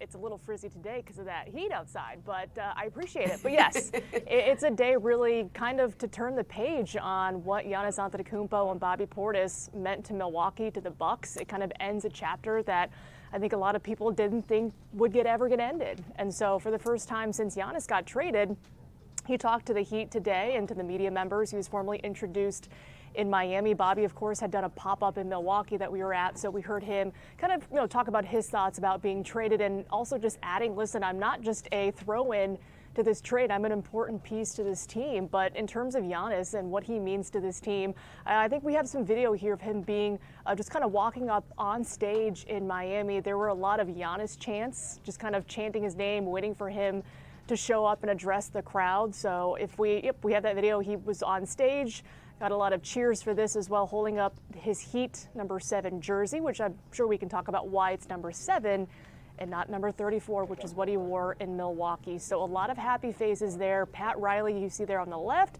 Eric Spoelstra, their head coach, on the right. There's Giannis walking up. So a new era for Miami Heat basketball and a different era for Bucks basketball as well, Mary. Yeah, it certainly is. It's tough. We knew that it was coming, Lily. Every indication was that it was going to happen, this trade. I think it's a double whammy, obviously, with Bobby, but we saw the love letter that Giannis and Mariah both wrote independently as kind of their love letter to Milwaukee, that they've grown here, they've been here. At least for me, not being a sports aficionado, more of a fan, I honestly thought he would stay here forever. Because of the way that he's come up through the city, winning the championship, and he would bring us another one. But at some point, do you think he just said, I just don't think a championship will ever happen here in Milwaukee, and that's the reason I have to bounce, no pun intended? Yeah, I think, when you look, long and hard at kind of how things fractured in Milwaukee, it just was tough to see them win a title in 2021, and now 5 years later, the entire team that had won a title with the Bucks, no one remains from that 21 group. The Giannis Antetokounmpo being the last one. He, of course, has left the Bucks now. So it again was a chapter I think a lot of people didn't expect to end. And the tough part is when Giannis, his number one goal is to win a championship. It's to win. He said the word win 100 times during his press conference. If his goal is to win and to do it at a high level, the way that he split with the Bucks indicates he didn't again believe, like you had mentioned, that he could win here and win a championship, another one with the Bucks, which is why they split. And I think both sides have kind of put out the company line of, this trade was for the best interest for both of us, for both parties. And so that is why, again, there was a trade made, and now Giannis will take his pursuits to, it's not really South Beach per se, but to South Beach to try to win title number 2. Sounds a little fun to say South Beach. I guess you have to, when you applaud his athleticism and all he did for the Bucks, that same holds true with his competitive nature. And again, while he said win 100 times, you can't really separate that. I don't think he knows anything other than full speed. I got to put you on the spot a little bit because, again, my feeling is, statistically speaking, based on his age, the fact that he had been injured a lot, why do I feel like, is there really a great likelihood that he would play at the level that he did pre-injury? And when we saw him at his prime during that championship, I mean, I know athletes can make a comeback, but I feel like are the best days, maybe statistically speaking, behind him, in your opinion? Yeah, and that can be true because, you mentioned he's not getting any younger. He's 31, 32 years old. He is getting up there in age in terms of, in the young talent that's coming into the NBA now. But, yeah, you see Giannis kind of admiring his new locker, his new jersey, getting a little snack box from the Heat as well. But, again, the injury part will be crucial. I mean, he's been injured a ton the last year, did not play a lot of games. And so it was weird to kind of, not really be able to talk to Giannis at all this calendar year because of how injured he was. And then the last couple of years during their playoff runs, he was also injured. So you have to believe the Heat are hoping that for them to kind of return to title contention, they need him to stay healthy. And that's going to be a big part of his game. I remember we talked to him a couple of years ago when he got injured again during the postseason. And he said, listen, it's just a battle because I want to stay healthy. My mind wants to stay healthy, but my body's not letting me do that. So it's kind of realizing, how do I change my training regimen, everything I do in terms of after the game to get my body right. How do I change that portion of what I do on the basketball side to make sure I stay on the court? So I'm sure, they're trying to do everything they can to figure that out and make sure he stays in one piece and on the court for them this year. Yeah, and no more chicken minis maybe, for him for a while. No more 50 I know pieces, he likes his 50 piece. Last question, will we see Thanasis play again, do you think? That's a good question. I'm not sure. Listen, I think Thanasis has a great future in the podcast realm. I think Thanalysis, the podcast he had in Milwaukee, is great. So if I'm him, I'm going to maybe enjoy, hanging out with my brother in Miami and South Beach and having a new career behind a podcast mic. So we'll see. We'll see if he joins. But, I don't think the Heat are likely to bring him on and Alex, Antetokounmpo, Giannis's other brother, onto their roster like the Bucks did. So it's to be seen if Thanasis plays again. Yeah, I enjoyed his podcast. I mean, he just goes. He's good. He's animated. He's got a great sense of humor. I agree with that. He'd be a great commentator. He's a fun guy. The whole family is. So, yeah, hopefully we'll still see them. We'll miss him, but we just got to get used to that heat. That heat, kind of like our heat here. We got to get used to it. It'll come. Lily, great to have you along today. Appreciate it. We'll see you later on our Fox 6 newscasts later today. Thanks, Lily. Thanks, Mary. Appreciate it. So there we go. Yeah, the heat going back to Miami here. It's staying here, but boy, yeah, it's tough to see. It is. I mean, I think when you look at there's Giannis and Bobby reunited there in Miami. I mean, it's hard to see them go from Milwaukee to Miami. Again, both of them, we saw Mariah there in the back just now, but yeah, both of them headed there. It's not an easy sight to see. They were great. I met Bobby Portis. Never met Giannis, but met Bobby Portis last year during our Feeding America event while we were collecting cans down at the Summerfest grounds on the opening day of Summerfest. Bring in 3, get in free. And Bobby could not have been more genuine and more kind and hospitable, but his commitment to Milwaukee and making sure that families got fed here, because as he said to me, I know what it's like to be hungry. I was raised by a single mom, and you never forget that. And it really made such an impact on him, and he said that had a hold on me that I never want to let go, so whatever I can do for the community of Milwaukee. So he certainly made many contributions here on the court, but Bobby, as we'd like to say, Bobby Portis certainly made a lot of contributions off the court here in southeastern Wisconsin, particularly when it came to feeding families here in our region. So we will miss them both, but we'll keep an eye on them. We're also keeping an eye on this forecast, keeping an eye on the roads, keeping an eye on the events going on around the city this weekend. So far, no major call-offs this weekend because of this air quality that is going on here, but we'll take another look, recap, and keep you posted as I have about 5 minutes left here on the Wisconsin Live Desk. So we'll take a quick break and come back to say goodbye, but don't go away. Be right back.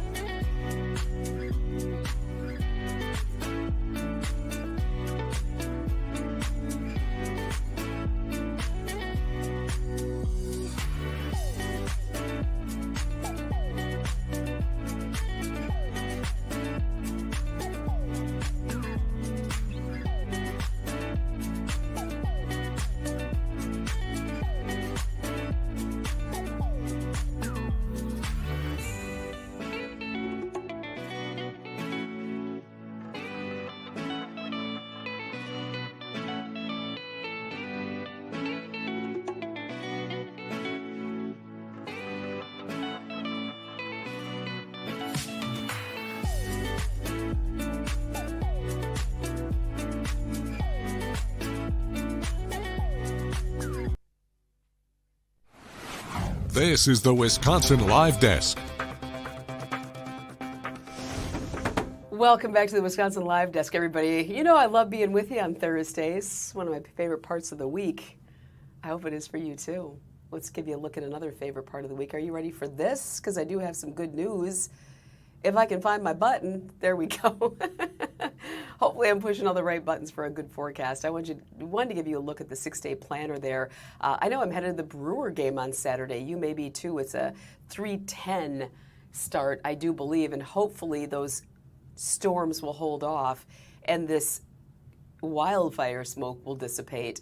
As we heard from our weather experts, the AM smoke will continue. In other words, tomorrow morning, we're still going to see a lot of that wildfire smoke, maybe a stray storm, but then hopefully that wildfire will dissipate later in the day on Friday and be gone by Saturday. And it looks like Sunday's going to be just a gorgeous day at 82. The other nice thing is we see there with our 6-day planner, the temperature's dropping into a much cooler, more hospitable temperature gauge there. And it's been really tough for a lot of people, even for people like me who love the heat. It's been really stifling out there with these temperatures. We didn't quite reach the century mark the other day, but we flirted with that at 99 point something degrees.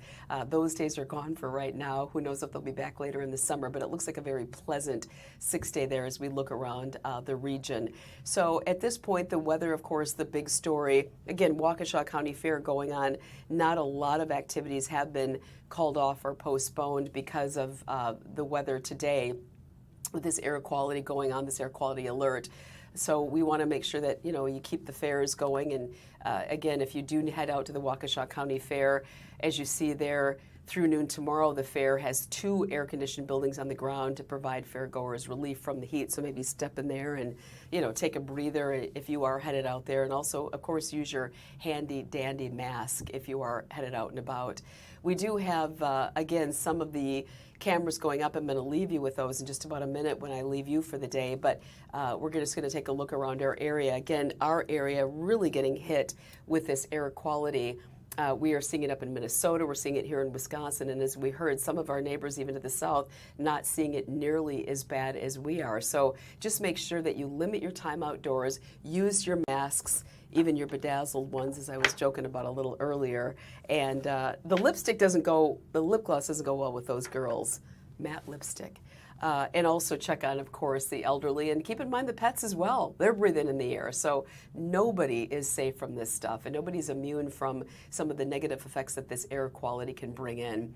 As I leave you, and Maddie Stelk will take over for the last half hour because I'm getting ready for Fox 6 News at 4. We'll see you on Fox 6 at that point. I'm going to leave you with a look around the region so we can see all the different places from Milwaukee to Sturgeon Bay to Oshkosh and Green Bay under this air quality alert as this wildfire smoke blankets our area here in southeastern Wisconsin. Great to have you with us today. I'll see you at 4 o'clock, but Maddie's stepping in just a bit to take over here on the Wisconsin Live Desk.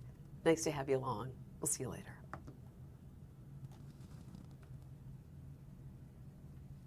No need to mute, right?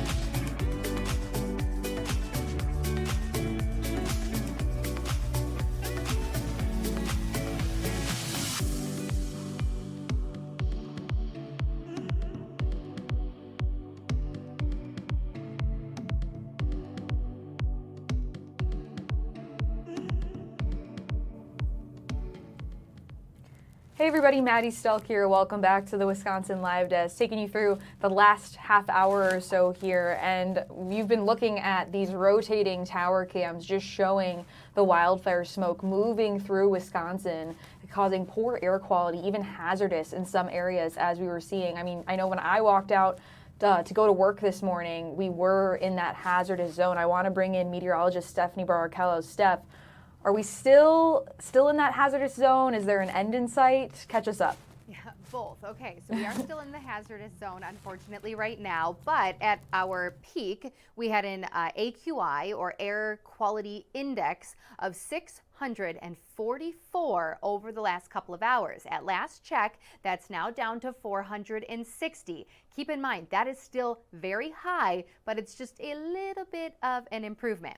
Now, unfortunately, we are still expecting numbers like these, aka hazardous air quality, throughout the remainder of the evening and overnight, as well as into Friday morning. However, by midday Friday, we should see a warm front moving in, southwest wind takes over here at the surface, and it should be enough to push all of that wildfire smoke out towards the east, at least for a brief period of time. So yes, there is an end in sight. I think it's the second half of Friday. It's a little early, but it is possible we see a little bit more come back in maybe Saturday midday behind a cold front. That does not look to be as bad, but it's still going to be a possibility until these wildfires are completely under control, that at times we see a bit more moving in. This air quality today has just been absolutely unprecedented. It is by far the worst air quality we've ever had in the Milwaukee area. And before this, the highest air quality at its worst was 300. So I do think this is a very uncommon number that we have experienced today. So my hope is that going forward, we never get close to this again. Just know it is still going to continue through the remainder of the night tonight and the first half of Friday. So if you have events or anything outdoors, even through noon on Friday, it's very possible that the air quality is still going to be unhealthy in our area. So something to monitor. Now, I am also joined by my colleague, Holly Baker. She's been out and about in our weather truck. Holly, where are you at now? I know you've been traveling all over the place, and how is it near you? In Port Washington at Overlook Park, and it lives up to its name. We're overlooking the lake right now, and it's like you can't really even see it you can't see too much. The visibilities are reduced for sure. And also too, we were in Sheboygan earlier, and what we realized is Sheboygan kind of looked a lot better than what we see as we drive towards the south. So as we're driving towards Milwaukee, now we're in Port Washington, it's like the smoke gets like worse. The visibilities are not improving as we go. So it is a little bit better in Sheboygan, still a lot more of that wildfire smoke over the lake. Now let me show you exactly what we're looking at here. This looks absolutely insane. Like, we were watching a few boaters. There's been some people out on the water, but somehow they've disappeared. So they've gotten lost within like the distance of the smoke. So you really can't see too far, but as we zoom in, you probably maybe start to see some of them, but that's how hazy it is out here and what we're looking at. And you can still smell the smoke, and being in the car all day, we're definitely smelling it. A reminder to people to turn that recirculation filter or portion on in the car, especially running the air conditioner, to kind of help filter in some of the better air, or cleaner air, I should say. But yeah, we've been really dealing with or watching this kind of all unravel as a whole in our area. Yeah, it's been really interesting. I think Lake Michigan is almost acting as a lid for some of our southern lakeshore communities, and just trapping a lot of that low visibility and really thick fog, because visibility has been the lowest, it seems, from Milwaukee south into Racine and Kenosha. So a very interesting factor. Now, earlier, I know you said you mentioned you saw boaters. Did you earlier when you were up north notice anybody out and about walking around, maybe utilizing masks? Unfortunately, no one was wearing a mask. Honestly, as we were in Sheboygan, people were walking around. There was an ice cream shop set up. Lots of people walking and getting ice cream, walking their dogs. And we even saw a lot of people getting their fair share of Lake Michigan, kind of dipping their feet in the water and full-blown indulging in, you know, trying to cool off because it is still kind of hot outside. So I wouldn't encourage that for today, but that's what we've been seeing. Now, I think as we get closer to Milwaukee, we probably will start to see, because we're going to work our way all the way down the lake, we'll start to see more people pull up with a mask or kind of have a mask on versus to the north. We're not really seeing anybody with masks. We're seeing people as we're parked.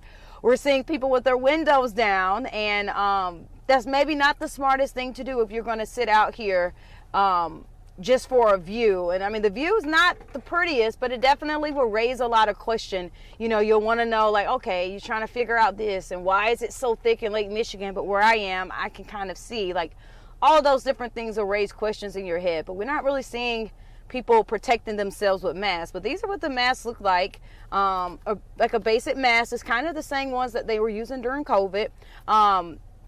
It's a KN95 mask. This is going to be the best mask, especially for those that work in construction, because there is a lot of construction going on across Southeast Wisconsin, and this is going to be the best way to do your job and also stay protected outdoors. And can't forget about hydrating as well. It's a lot of different things that are factoring out for the rest of this week here in Southeast Wisconsin. And I'm ready for the smoke to actually clear now, Steph. Like, smelling it, it's like, feels like I've been at a bonfire all night, and the smell is just stuck under my nose. Oh, I completely agree. From the second I stepped outside this morning, and then it doesn't go away. Even when you go into the car or go into a building, it's like it's still on you, as you mentioned, like you were just at a bonfire. So I completely understand. Thank you, Holly. I know we're going to be checking in with you again during our 4, 5, and 6 o'clock newscasts on Fox 6. So thanks again. I know it's hard to even comprehend how thick the wildfire smoke is right now. It looks like fog, but do just know that those fine particulates within wildfire smoke, especially when it's this thick and this dense in Southeast Wisconsin, that is something to take very seriously. So if you have some Thursday evening plans, make sure you try to limit that time outside or grab that mask like Holly said. In the meantime, improvements are on the way, but not until Friday afternoon and evening, Maddie. So we still have to be patient, unfortunately. And it's also worth mentioning, I know you've even talked to plenty of doctors too. It's just wildfire smoke is so tricky because it could also take a little bit of time before you actually feel the impact. So it'll be interesting to see if even you and I are, you know, itchy eyes tomorrow or coughing a little bit, because sometimes it can even take about 24 hours for it to really impact your body. I've already been coughing a little bit. I don't know what it is. I think my lungs are pretty sensitive. I was actually talking to Ashley Sears, who talked with a doctor from Children's, like with UW Health, and said that people in their 20s, their lungs are still developing. So interesting. I'm one of, even though I'm not a child, I'm still like in one of the sensitive groups because my lungs are still developing. So now I'm like ultra cautious now, but super important to take that advice from doctors to mask up if you are going outside, limit your times outdoors, especially because we won't be seeing some relief until tomorrow. Right, exactly. Yeah, Steph, thanks so much for joining us here on the Wisconsin Live Desk. We know you'll be keeping us updated throughout our early and evening newscasts. We're going to take a quick break. We'll be right back in 2 minutes. Stay with us.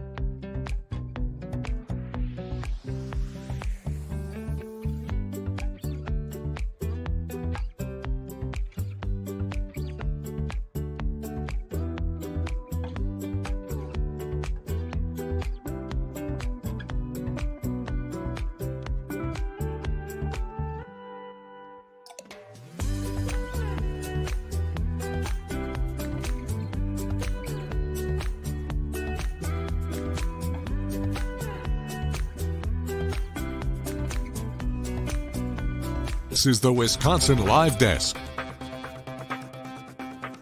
Thanks for being with us on the Wisconsin Live Desk on your Thursday afternoon. Let's give you a live look downtown Milwaukee right now. The smoke still pretty prevalent, as a lot of you may have loved ones who are heading home from work in just a little bit here. Very important to take the precautions that we've been talking about all day here on the Live Desk. But I do want to add some humor into here where necessary. This was just posted by comedian Charlie Barons on TikTok right now, talking about Midwest summers these days, just kind of talking about the smoke that we've been seeing. And all jokes aside, I mean, this is a pretty big deal, and you could really see the long-term effects if you don't take the proper precautions. I want to bring in Chief Meteorologist Tom Walks just to kind of talk about where we're seeing where this is all coming from. We know it's the wildfires, Tom, from two separate areas. Yeah, I mean, Maddie, and this is bad, right? I mean, we all know it. This is the worst in Milwaukee recorded history when it comes to wildfire smoke, and that was a little after noon today. I have a home weather station that is also monitoring the particulate matter, which is the smoke particles in the air, and that also hit a high over 600 at about 6:30 this morning. And I think it's going to potentially get a little bit thicker as we go throughout the night tonight as well. So let me share my screen, because what I want to do is talk more about where this is coming from, but also where it's going. And unfortunately, it looks like it could be coming back for us. So what you're looking at here, actually, before I get there, I want to show you the wildfire smoke forecast. Okay, now, you can see Wisconsin is right here. We're covered in all these colors, right? So tonight, we're going to continue to see thick smoke here at the surface. And this is the near surface smoke density coming in from one of the high resolution computer models. That is going to continue throughout the night. Now here we are at about 8 o'clock on Friday morning, still very thick smoke. But watch what happens. Now we're at noon, and you can see our southwestern counties are finally getting some relief.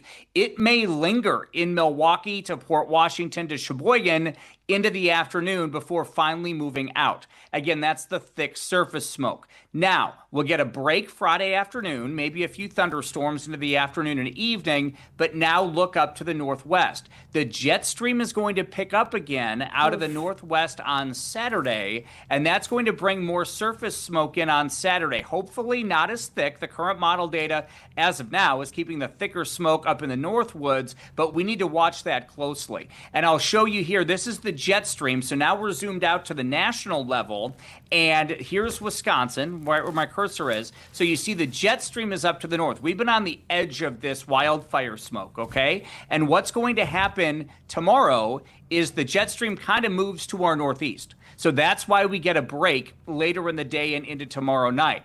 But then watch what happens on Saturday. Boom. The jet stream comes right back in from the arrowhead of Minnesota and not far from Thunder Bay, Canada, where these fires are burning, and that's going to bring that smoke back in. So now let's keep going through time here, because as we go into Sunday, look at this.